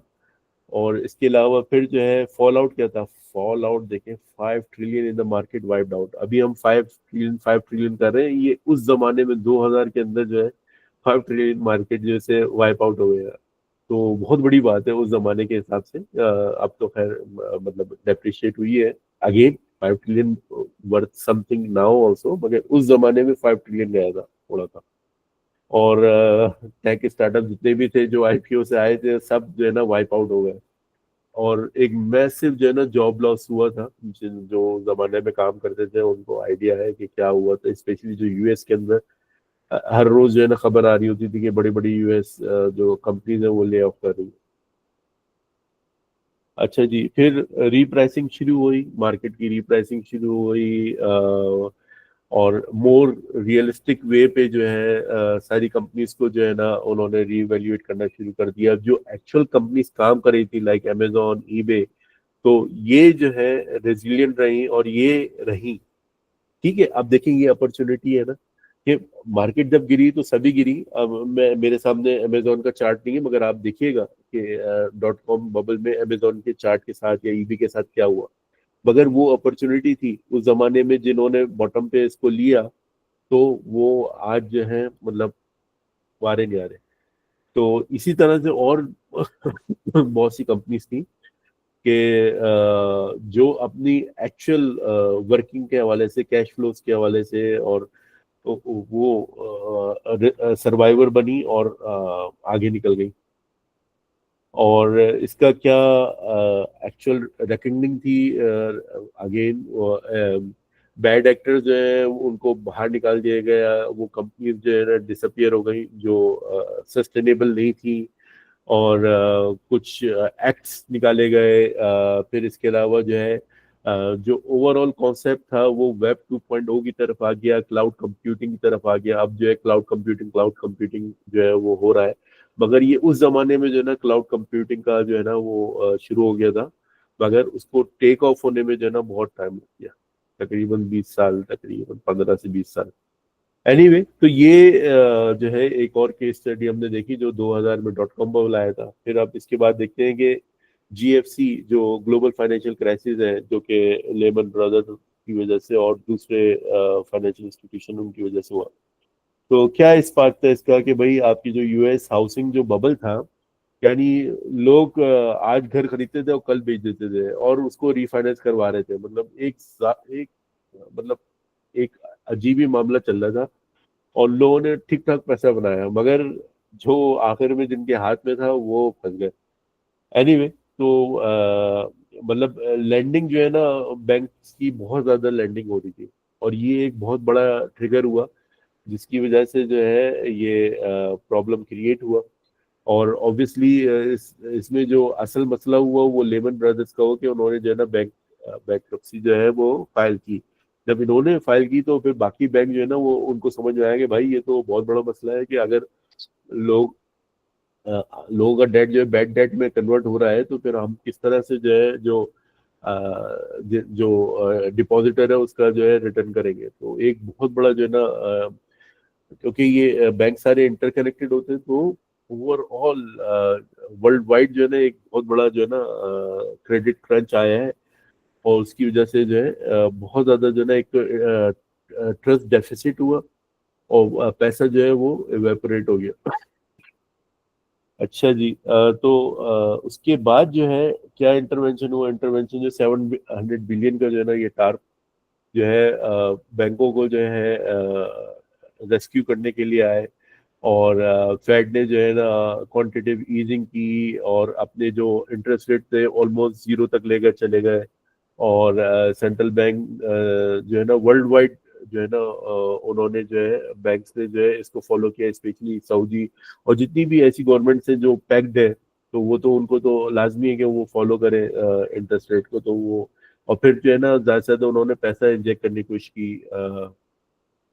तो इसका जो फॉल आउट था वो क्या हुआ कि भाई रिसेशन हिट हुआ और जो ग्लोबल इकोनॉमी है वो कॉन्ट्रैक्ट हो गई। यूएस की इकोनॉमी जो है कॉन्ट्रैक्ट हो गई। 10% जो है ना अनएम्प्लॉयमेंट रेट बढ़ गया और मिलियंस ऑफ जॉब जो है ना लोगों ने मतलब लूज की। और अगेन ये जो वॉल स्ट्रीट का इश्यू था, क्योंकि ये असल में तो शुरू हुआ था वॉल स्ट्रीट से, कंपनियों की आईपीओ और इनकी वजह से, वो मेन स्ट्रीट का जो है ना मसला बन गया। तो खैर फिर उसके बाद जो है रीप्राइसिंग हुई, जितनी भी जो टॉक्सिक एसेट थे उनको डीवैल्यू किया गया और सारी जो ना वो रीबैलेंसिंग हुई। और आगे जो है फिर बैंकिंग स्टैंडर्ड्स आए, जो फाइनेंशियल रिफॉर्म आई, डॉट फ्रैंक एक्ट है 2010 का, वॉल्कर का है, बेसल 3 है, इस तरह से आए। फिर लॉन्ग टर्म जो ट्रेंड थे कि भाई फिनटेक जो है वो राइज होना शुरू हो गई, छोटी छोटी कंपनियां जो है ना वो, और लोग ने जो है ना पैसिव इन्वेस्टमेंट की तरफ जो है ना वो इन्वेस्टिंग शुरू कर दी। और अगेन ये जो एक स्केप्टिज्म था कि यार टू बिग टू फेल, मतलब उस वक्त लेमन ब्रदर्स का जो बैंक है बहुत बड़ा समझा, बहुत बड़ा इंस्टीट्यूशन था और वो फेल हो गया। तो अगेन ये जो स्केप्टिज्म था कि जी टू बिग टू फेल, ये अब खत्म हो गया। मतलब कोई भी चीज है, कोई भी बड़ा इंस्टीट्यूट फेल हो सकता है अगर उसके अंदर फंडामेंटली जो है ना इश्यूज हो। तो अगेन और फिर जो है कोविड-19, जल्दी से डिस्कस कर लेते हैं, क्या टाइम हो रहा है, 10 बज चुके हैं। कोशिश करेंगे 10-15 मिनट में इसको कंप्लीट करें। तो स्पार्क जो है वो हो गया है। फिर अगेन कोविड का सबको पता है, ये रीसेंट हिस्ट्री है कि भाई क्या हुआ है, सप्लाई चेन का मसला आ गया, और जो ओवर लेवरेज कॉर्पोरेट्स थी वो जो है उनकी बैलेंस शीट के ऊपर असर आया। और पेंडेमिक में आपने देख लिया, सब कोई इन्वेस्टमेंट नहीं कर रहा था, सब पैसा निकाल कर बैठ गए थे, सब अपनी जो है ना बस दुआएं कर रहे थे। तो अगेन जो S&P है, तो वो जो है S&P 500 30% जो है ना कुछ ही हफ्तों में 30% जो है ना वो डाउन हुआ। तो आप सोच सकते हैं कि अभी जो है रिसेंटली क्या हुआ है। और अगेन इस हर चीज में रिलेशन मिल रही है आपको। और लोग जो है ना अपनी इन्वेस्टमेंट निकालना शुरू हो गए, और फिर जो है ना लिक्विडिटी क्रंच आ गया। देखिए ये सारी चीजें जो है ना, सारे वर्ड बार बार रिपीट हो रहे हैं। तो देखें हम पैटर्न की तरफ जा रहे हैं ना, ये सारा पैटर्न ही है। फिर इंटरवेंशन हुई सेंट्रल बैंक ने, आपने देखा ही था कि 0% कर दिया था सऊदीया में, पाकिस्तान में इंटरेस्ट कितने डाउन हो गए। फिर फिस्कल एक्शन भी लिए गए, अनएम्प्लॉयमेंट बेनिफिट दिए गए गवर्नमेंट की तरफ से, और बिजनेसेस को एड मिली। ये सारी चीजें अब रिसेंट हिस्ट्री है, तो इसको ज्यादा डीप में नहीं जा रहे हैं, मगर ये एज ए स्टूडेंट होना पता होना चाहिए इस मूवमेंट।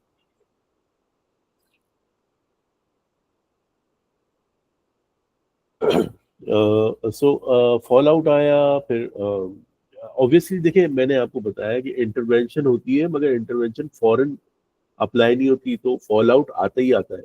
जब क्राइसिस शुरू हो जाए और एक साइकिल में आ जाए तो ये फॉल आउट होना ही होना।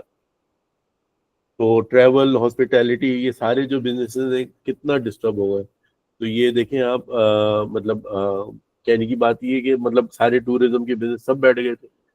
तो मगर उसमें जो कुछ बिजनेस जो है फ्लोरिश कर गए, जैसे मैंने आपको बताया जूम कंपनी थी, या माइक्रोसॉफ्ट की टीम्स थी, या इस तरह की और जो कंपनीज थी, और वो स्पेशली होम डिलीवरी की कंपनीज थी, जो काम कर रहे थे उनका बेहतरीन पैसा बना है। तो इस तरह से जो है मतलब वो अगेन आपको देखना है और उसके अंदर आइडेंटिफाई करना है कि क्या अपॉर्चुनिटीज है। और रीप्राइसिंग हुई, फिर इसके जो अगेन शॉपिफाई है और दूसरे, और जो ब्रिक एंड मोटर कंपनीज थी उनको वो लैग करी, मतलब जो इंडस्ट्रीज थी वो क्योंकि स्पेंडिंग नहीं हो रही थी तो वो लैग करी, और उनकी जो वैल्यूएशन थी वो डाउन हुई।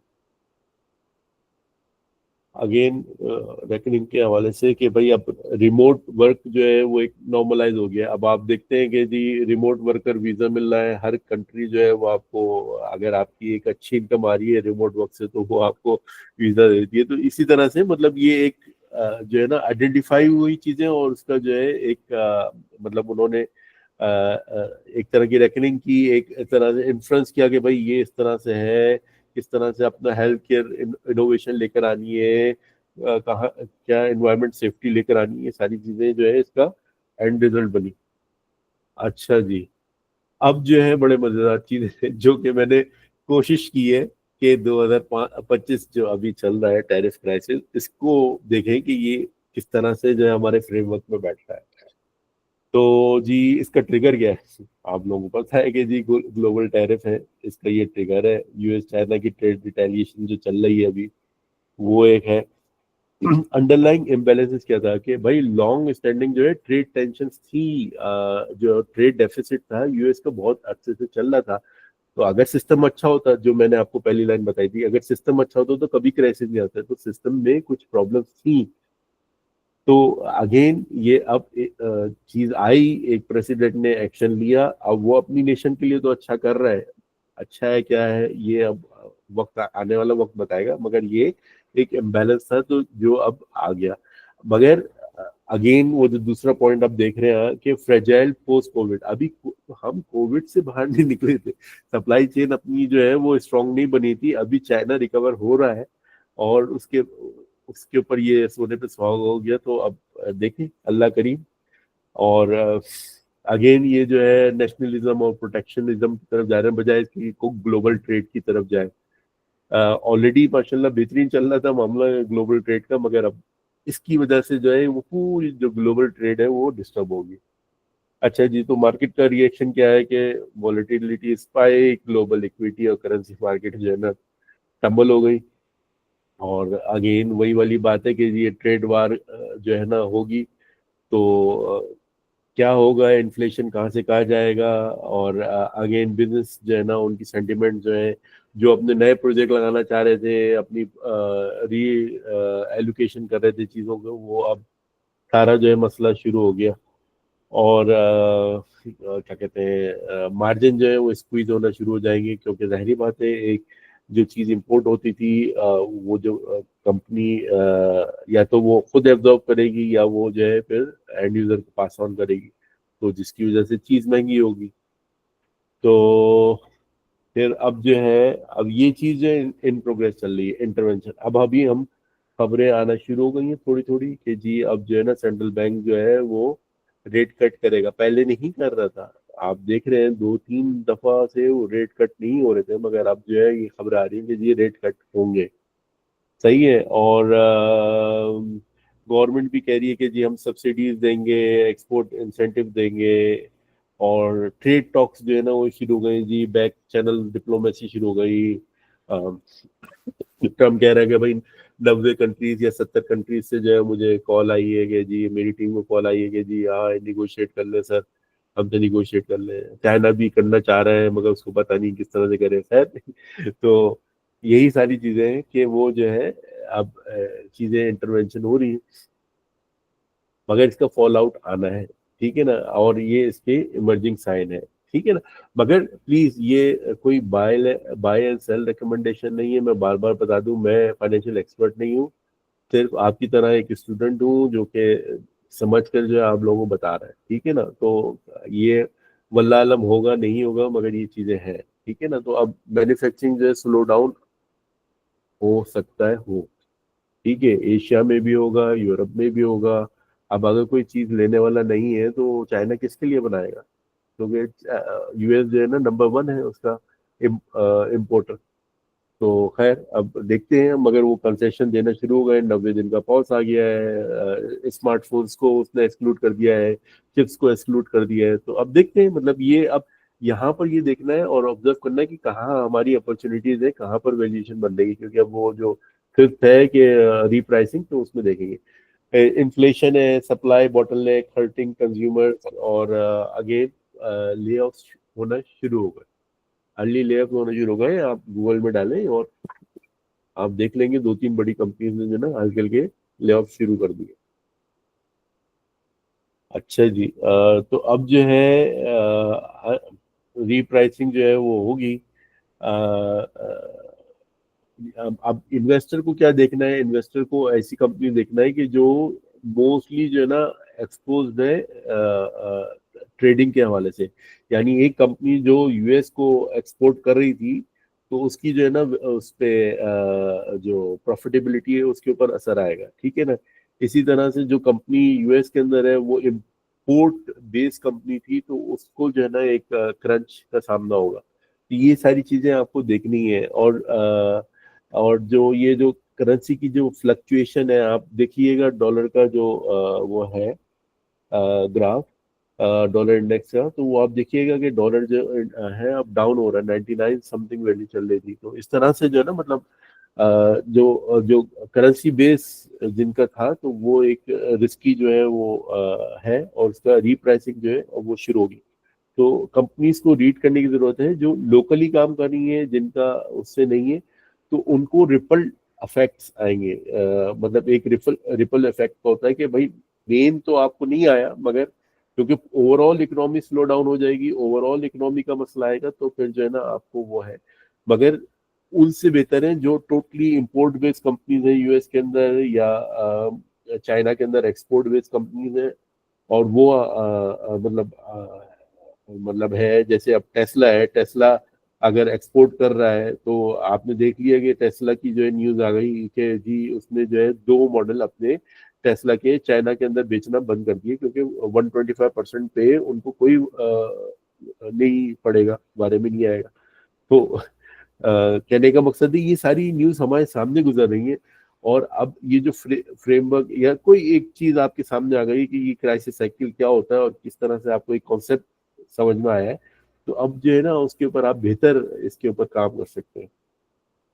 और अगेन ये yet to be fully materialize होना है कि भाई हुआ क्या था, और क्या स्ट्रक्चरल शिफ्ट हुआ, लॉन्ग टर्म जो है हम किस तरह से इसके अंदर मतलब क्या हमारे पास पॉसिबिलिटी है कि हम जो है फ्री मार्केट भी रखें, और जो डेफिसिट है उसको कम हो। तो ये अब जिस तरह से निगोशिएशन हो रही है, और ये जो ट्रम्प ने कहा है कि जी टेलर मेड सारे कॉन्ट्रैक्ट होंगे, तो वो जो है ना फिर हमारा एक हिस्ट्री का पार्ट बन जाएंगे, और उससे हमारी लर्निंग होगी, और हो सकता है कि कोई ऐसी चीज आउटकम निकले कि जो हम आगे फ्यूचर के अंदर जो है ना उसके हवाले से रिफर कर रहे हो कि जी देखें ये जो क्राइसिस आए थे, इसमें इस तरह से जो है ना ये पैटर्न बना है, और इस तरह से हमें जो है ना टैरिफ जो है अप्लाई करना चाहिए था।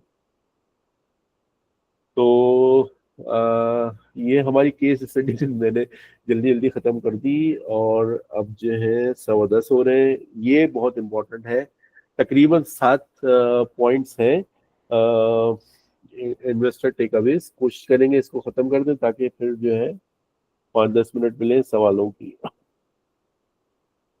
अच्छा जी, तो बेसिकली क्या है, हिस्ट्री राइम।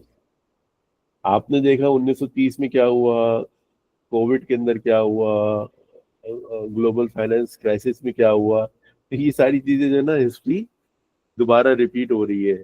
ठीक है, तो इसमें जो क्या टेक अवे है कि हमें जो है ना स्टडी पास्ट क्राइसिस, हमें पास्ट क्राइसिस जो है वो बहुत जरूरी है पढ़ना, ताकि हम जो है आगे का जो है ना प्रिडिक्ट कर सके। अब जैसे हमने ये देख लिया, और एक दफा ये आपको समझ में आ गई कि भाई ये क्या साइकिल्स है, तो अब खुदा ना खास्ता आगे फ्यूचर में 5 साल 10 साल के बाद दोबारा क्राइसिस आता है, ये इवन ये क्राइसिस है, ये आपको पता है कि भाई मार्केट में रिकवर होना है, और इस तरह से जो है ना ये स्टेप बाय स्टेप जो है चीजें चलेंगी। ठीक है, अगर कोई इससे बेहतर सोच सकता है, तो वो इसमें और क्राइसिस साइकिल के अंदर और चीजें ऐड कर ले।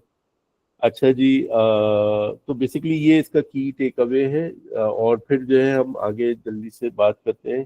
सॉरी, एनिमेशन में प्रॉपर नहीं डाल पाया, तो आप लोग तो फिर ये कि वर्नेबिलिटीज जो है ना वो मैटर करती हैं, कि अगर कोई डेट है या वैल्यूएशन है, वो अगर जैसे हमने .com बबल देखा था कि जी एक एक्सेसिव वैल्यूएशन के ऊपर काम हो रहा है, तो इम्पोर्टेंट क्या है कि focus on the balance sheet strength, valuation sanity and economic imbalances. तो ये एक बहुत इंपॉर्टेंट है कि जो भी कंपनीज में आप इन्वेस्ट कर रहे हैं, कि उसकी जो बैलेंस शीट की स्ट्रेंथ है वो कहाँ से आ रही है, कैश फ्लो से आ रही है। और ये हम फंडामेंटल में देख चुके हैं, फ्री कैश फ्लो क्या है, और किस तरह से अर्निंग है, तो वो हम देख चुके हैं, इनकम स्टेटमेंट वगैरह। तो अगेन बात ये है कि अगर कोई कंपनी बैलेंस शीट पे स्ट्रांग है, तो वो आपके पास होनी चाहिए, मगर अगेन उसके बाकी पैरामीटर्स भी हमें देखना है कि वो इस क्राइसिस के हवाले से, इस सिचुएशन के हवाले से क्या अपॉर्चुनिटी है या रिस्क है। सॉरी, अच्छा जी, एक और की टेक अवे क्या हो सकता है, क्रेडिट इज की। ठीक है जी, हमें जो है ना जितनी भी क्रेडिट के ऊपर चीजें चल रही, चाहे वो बैंक्स हो या वो कंपनीज हो, तो उनका जो है हमें ख्याल रखना है। जो हाईली डेटेड कंपनीज हैं उनसे अवेयर रहना है। ठीक है ना, तो ये एक बहुत बड़ा है इंडिकेटर।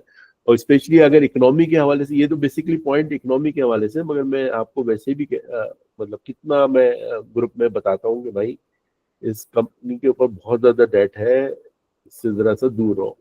हाँ ठीक है, जो डे ट्रेडिंग कर रहे हैं, जो हाईली रिस्क काम कर रहे हैं, तो वो तो ठीक है, मगर जो लॉन्ग टर्म में जो हाईली ट्रेडेड कंपनीज है उनसे आप प्लीज अवेयर है। अच्छा जी,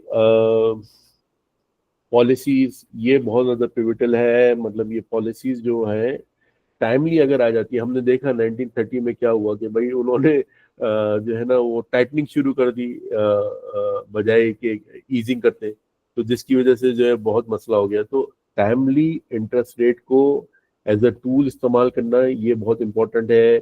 बॉन्ड्स के साथ क्या हो रहा है ये हमें देखना जरूरी है, ये समझना जरूरी है।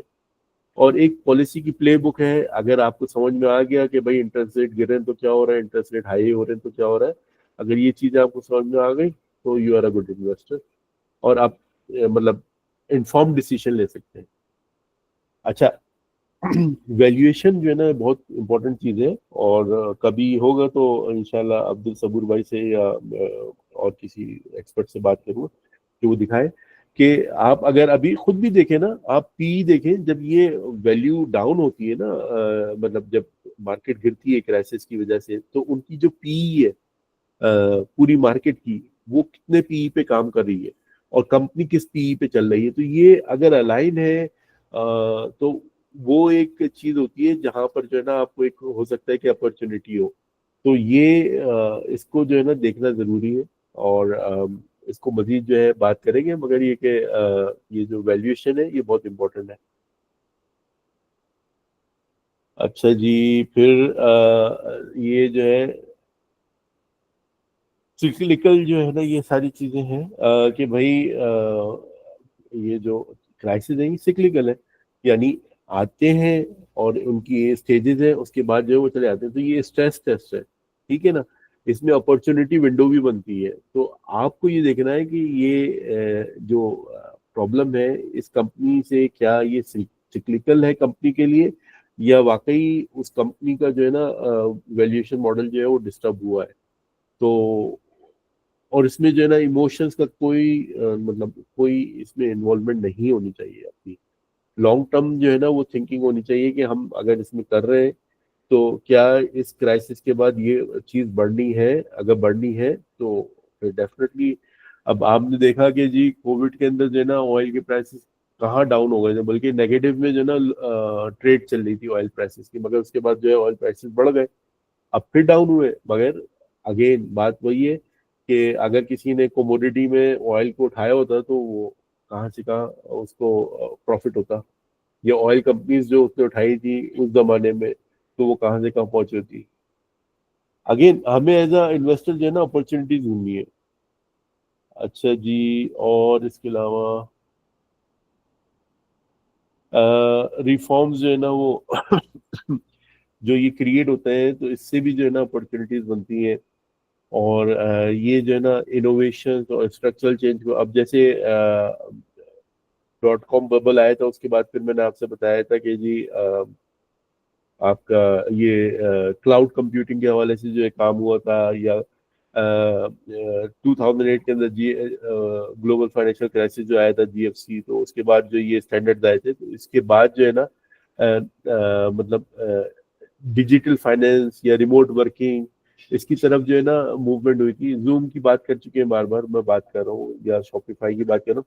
तो अब ये सारी अपॉर्चुनिटीज जो है ना वो अगेन रिफॉर्म्स जब आते हैं तो उसके बाद जो है ये अपॉर्चुनिटीज आती हैं। तो ये this is our last slide. उम्मीद है आप लोगों को चीजें समझ में आई होंगी। मैं माइक खोल देता हूँ, अगर किसी का कोई सवाल हो स्लाइड से तो प्लीज। जी माइक खोल दिया है। हैंड रेस कर दिएगा ताकि ये केस। जी सुलेमान साहब। वालेकुम सलाम। अच्छा, मेरा क्वेश्चन ये था, आपने दरमियान में भी एक बड़ा अच्छा पॉइंट हाईलाइट किया कि इंटरेस्ट रेट जो है वो ट्रिगर करेंगे जब ग्लोबल इकोनॉमिक क्रंच आता है, तो वो डाउनवर्ड्स ट्रिगर करेंगे। सो मेरा पर्सपेक्टिव ये है कि वो थोड़ा सा अपवर्ड ट्रेंड की तरफ नहीं जाएंगे, बिकॉज जो ग्लोबल इकोनॉमिक क्रंच है वो इन्फ्लेशन को ट्रिगर करेगा। इन्फ्लेशन की वजह से वो अपवर्ड आई थिंक सर्च करेंगे।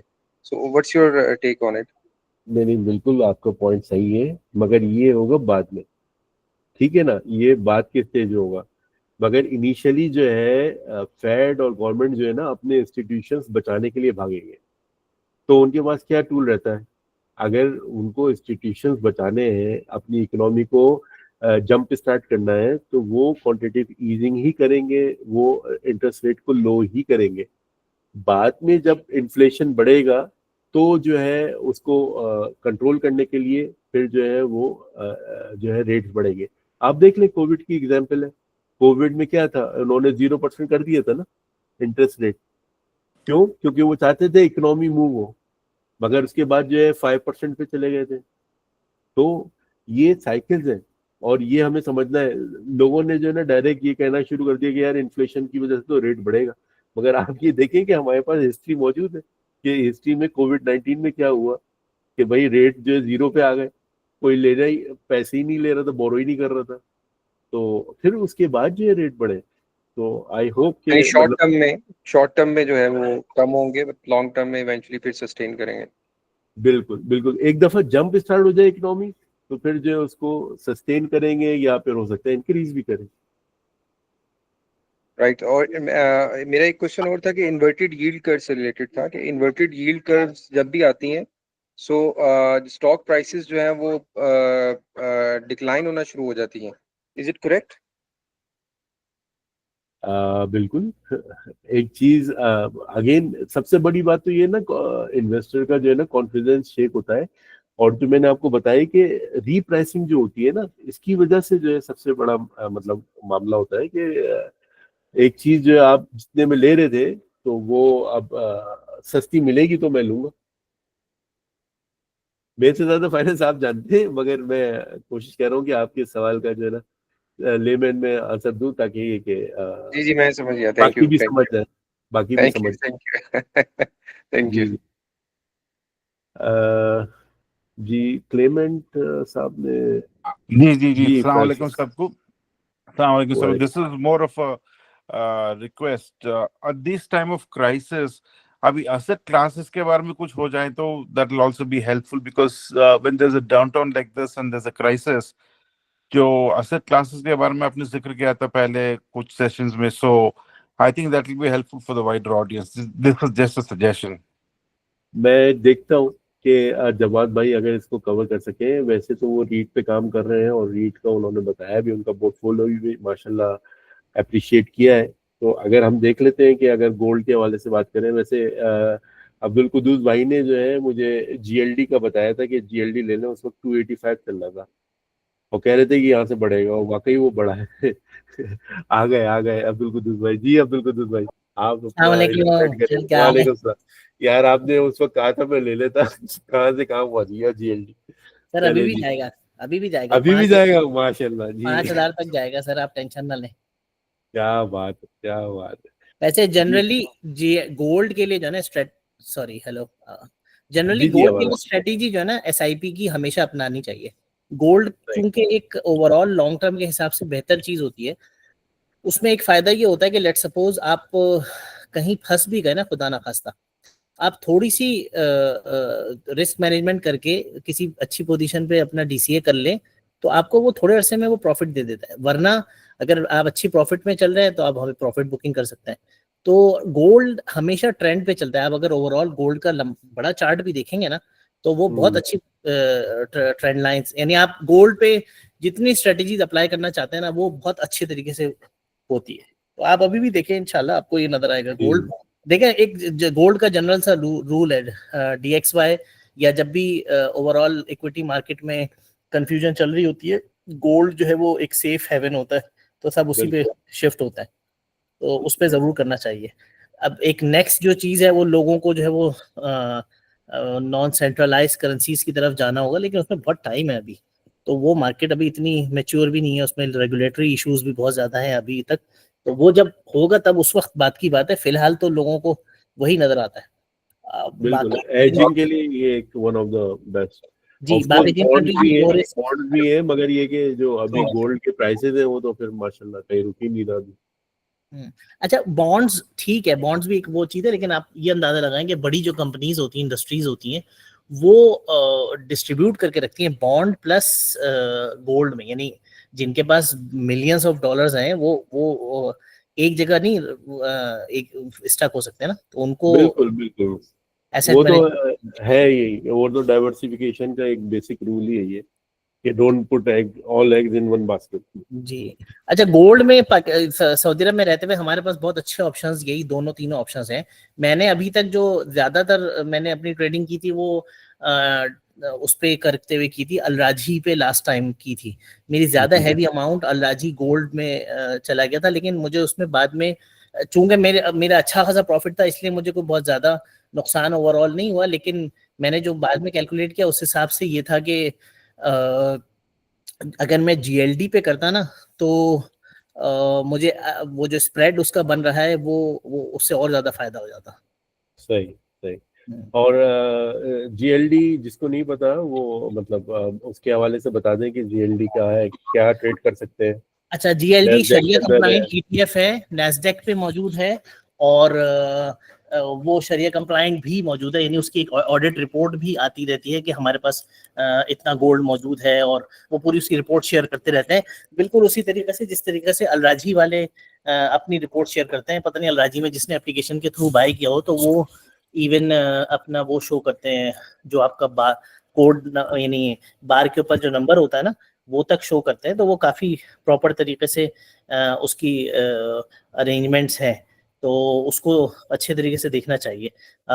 एसएनबी गोल्ड का मेरा एक्सपीरियंस नहीं है। एसएनबी गोल्ड अपना स्प्रेड रेशियो कम बताते हैं, स्प्रेड यानी बाय एंड सेल के दरमियान का जो डिफरेंस है ना, यानी अगर अभी मैं बाय करता हूँ और अभी ऑन द स्पॉट सेल कर देता हूँ तो बैंक जो है वो मुझे 5 रियाल कम पे मुझसे बाय करेगा, तो वो उसको स्प्रेड जनरली कहते हैं। तो वो एसएनबी गोल्ड का मुझे अंदाजा नहीं है, मैंने पर्सनली यूज नहीं किया, लेकिन हाँ सुनते ही हैं कि उनके पास भी ऑप्शन है। सॉरी अब्दुल कुद्दूस भाई, आप जीएलडी कह रहे हैं, जीआईडी कह रहे हैं? सॉरी, नहीं, जीएलडी, जस्ट वॉवेल हटा दें गोल्ड से, जीओएलडी में से जीएलडी के नाम से। यही है ना जो चार्ट में दिखा रहा हूँ, यही है ना? असल में मैं एक्चुअली मैं मिस कर गया, मेरे पास पता नहीं क्या प्रॉब्लम हुई कि मैं स्क्रीन एकदम से मैं डिस्कनेक्ट करके दोबारा आता हूँ, मैं आपकी स्क्रीन दिख रहा था, एकदम से गायब हो गई स्क्रीन। नहीं इंशाल्लाह आपके साथ जब सेशन होगा ना तो फिर कंटिन्यू करेंगे, आज टाइम भी ज्यादा हो गई। वैसे आप सही कह रहे हैं। मैं राजी में था तो उसमें स्प्रेड बहुत ज्यादा है गोल्ड का ना, जो रिडक्शन है बहुत ज्यादा है। 5 रियाल ये बहुत बेहतरीन है, मतलब ऑब्वियसली आपकी एक तो लिक्विडिटी है, आप किसी भी वक्त ट्रेड कर सकते हैं इसको, मतलब ड्यूरिंग द मार्केट आवर्स, और जितने खरीदने वाले जितने बेचने वाले trade any time, but spread बहुत ज्यादा है। हाँ, यहाँ पर आपको कमीशन देना है ना, फिर वो अब्दुल कुद्दूस भाई ने बताया था, खैर नाम लेना पता नहीं सही है नहीं, एक कंपनी है वो फिर हम बात कर लेंगे कि जो है जिसमें कमीशन जो है वो फ्री है शायद, तो वो फिर ग्रुप में देख लेंगे, क्योंकि सेशन रिकॉर्ड हो रहा है तो एक कंपनी का नाम लेना अच्छा नहीं।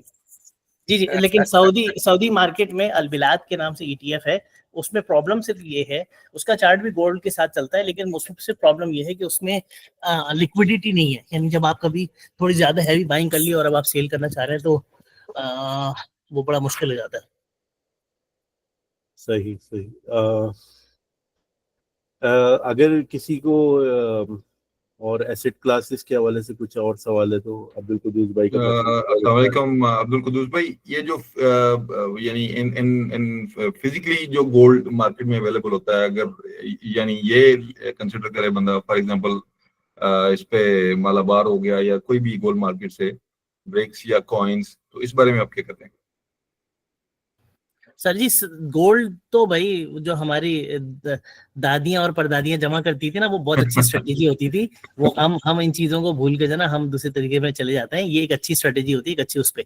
लेकिन अब उसमें ये जरूर बात है कि चूंकि डिजिटल लाने की वजह से आप बहुत सारी चीजों में बचत कर सकते हैं। अगर वो मालाबार वाले और ये जो भी दूसरी कंपनी वाले जो जिसके भी नाम में, अगर उनकी तरफ से कभी वो मेकिंग चार्जेस के नाम पे, कभी दूसरे चार्जेस के, इवन आप खरीदते हैं तो वैट भी तो आपको चार्ज होता ही है ना। 24 कैरेट पे नहीं है, 24 कैरेट पे अच्छा। वैट भी नहीं है, मेकिंग चार्जेस भी नहीं है।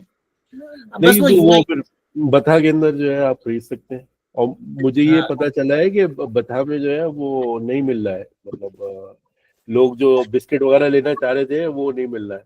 किसी सऊदी ने मुझे बताया था, कह रहा है कि अब किलोज में मिल रहा है। वो लेने गया था आउंस, उसको नहीं मिला। तो तैयबा मार्केट में अवेलेबल है, तैयबा मार्केट यार्ड गैलरी की बैक साइड पे है। नहीं वो होगा, मगर उसमें वहाँ फिर से मिल स्प्रेड जाएगा। ज्यादा होगा ना, उसमें आपको एक्स्ट्रा देना पड़ रहा होगा। लेकिन अगेन फिजिकल गोल्ड की अपनी कंस्ट्रेंट्स हैं, उसकी बिल्कुल। असल मसला तो देखिए फिजिकल गोल्ड का, फिजिकल सिक्योरिटी का मसला है। सबसे बड़ा तो ये है। आप आ रहे जा रहे हैं छुट्टी पे तो आपका दिल जो है यहीं पर रहेगा। लेकिन हर उसमें जगह एक तो और आप बात कैरी भी नहीं कर सकते। एक और बात भी है। देखिए मैं ये बात बताऊं, कुछ चीजें ऐसी हैं जैसे सेविंग में आप अपने घर वालों के हवाले कर सकते हैं। मतलब घर वालों के हवाले करें, भाई ये उसमें महीने में आपने इतने निकाल के रखे हैं। जैसे मालाबार वालों का ये है कि वो शायद वो मंथली वो उसमें बुक करते रहते हैं।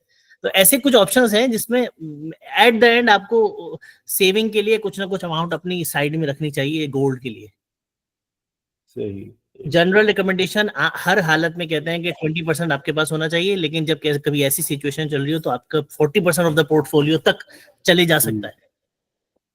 सही, बेहतरीन। तैमूर भाई आपका कोई प्रेजेंटेशन से सवाल है? जी नहीं, यही कमोडिटी के हवाले से सवाल था। शुक्रिया एहसन भाई, फर्स्ट ऑफ जी ऑल के इतनी अच्छी कम्प्रिहेंसिव प्रेजेंटेशन आपने दी। अब्दुल कुद्दूस भाई भी हैं यहाँ पे, तो अब्दुल कुद्दूस भाई सिल्वर के बारे में आपका क्या कहना है? क्योंकि सिल्वर सिल्वर का भी बहुत अच्छा है। सिल्वर चल भी बहुत रहा है। अच्छा है। सिल्वर भी है, कुछ कॉपर के हिसाब से भी करते हैं। सिल्वर का भी एक और ETF है SLVR के नाम से, US मार्केट का, वो भी शरिया कंप्लाइंट है। अब उसमें ये है कि सिल्वर पे आपको ट्रेंड देखना पड़ेगा। सिल्वर भी ओवरऑल देखा जाए तो बुलिश ही है अभी अभी भी, आप उसको देख सकते हैं। लेकिन गोल्ड की तरफ ट्रेडिंग थोड़ी सी ज्यादा है। आप मतलब मैं आप ये बात ध्यान में रखें कि हमें ये भी देखना पड़ेगा कि ओवरऑल इंडस्ट्री में या बड़ी कंपनीज जो है वो अपने एसेट्स के अंदर गोल्ड रखते हैं या सिल्वर रखते हैं। मेरा नहीं ख्याल है सिल्वर की तरफ ज्यादा रुझान है, लेकिन हाँ ये भी एक कमोडिटी है और ये बहुत अच्छी उस पर चलती है। अच्छा ये सारी चीजें जी सॉरी। ये सारी चीजें यूजुअली फेमस उस वक्त हो जाती हैं जब ये फॉरेक्स वाले इसको ट्रेड करते हैं ना, इसकी वजह से लोग इसकी डिस्कशन में आते हैं। हमें फॉरेक्स के स्टाइल पे नहीं चलना होगा, हम इसको एज अ प्रॉपर एसेट को देखना चाहिए।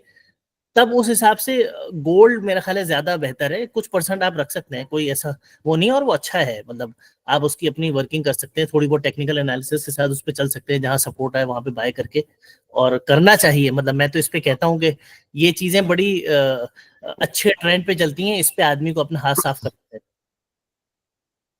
ये सिल्वर जो है अपनी लास्ट पीक पे आया है क्या? नहीं,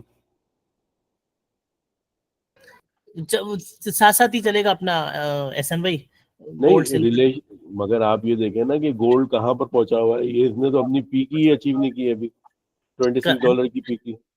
जी जी, मैं वही कहना चाह रहा हूँ कि इसलिए मैं गोल्ड की इक्विवेलेंट नहीं कह रहा उसको, लेकिन जी ये जी जरूर है कि वो ट्रेंड पे चलता है। मैं ट्रेंड से, जब किसी चीज के ट्रेंड की बात कर रहा हूँ, विच मीन्स कि वो डिप लेगा फिर वो अपसाइड मूवमेंट देगा, फिर डिप लेगा फिर अपसाइड मूवमेंट देगा।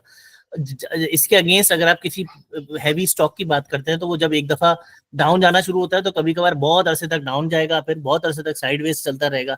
तो ये ओवरऑल अगर देखा जाए तो गोल्ड सिल्वर में ट्रेंड पे चलता है।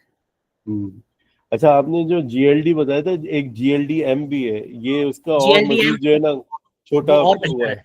उसका स्प्रेड, उसका जो मतलब किसी के एक्सपेंसेस पास और पैसे कम। नहीं है GLD का तो वो GLDM ले सकता है।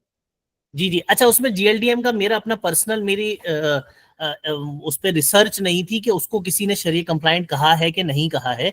मैंने GLD पे जिस जमाने में रिसर्च की थी इसलिए मैंने उसके बारे में कंफर्म किया था। लेकिन हाँ, अगर उसकी रिपोर्ट, ऑडिट रिपोर्ट सही है और कोई वो प्रॉब्लम नहीं है तो वो बाय डिफॉल्ट जो है वो उसको शरीय कंप्लाइंट समझा जा सकता है। GLD ETF। GLD ETF GLD है ETF और GLDM भी ETF। जी। और GLD-M का मेरा ख्याल है 0.1% एक्सपेंस रेशियो है ना, और उसका 0.4% है। वो तो खैर अब मजीद डिटेल में आप जब सेशन में कवर करिएगा तो खैर अगर प्रेजेंटेशन से कोई सवाल नहीं है तो अब बस कंक्लूड करते हैं। Thank you very much. तकरीबन 40 से प्लस जो है लोग बैठे हैं हमारे साथ, और आपका भी बहुत बहुत शुक्रिया अब्दुल कुद्दूस भाई कि आप भी ऑनलाइन हो गए और हमारे साथ जो है। तो इंशाल्लाह नेक्स्ट सेशन में देख लेते हैं कि कब रखना है आपकी अवेलेबिलिटी के हिसाब से, तो फिर सेशन 3 जो है रख लेंगे। जी इंशाल्लाह। ठीक है, इंशाल्लाह। थैंक यू एसएम भाई, Okay. Thank you very much. Thank you very much. Thank you all. Thank you. बहुत बहुत शुक्रिया, जज़ाकल्लाह खैर। Thank you. सलाम। अस्सलाम वालेकुम।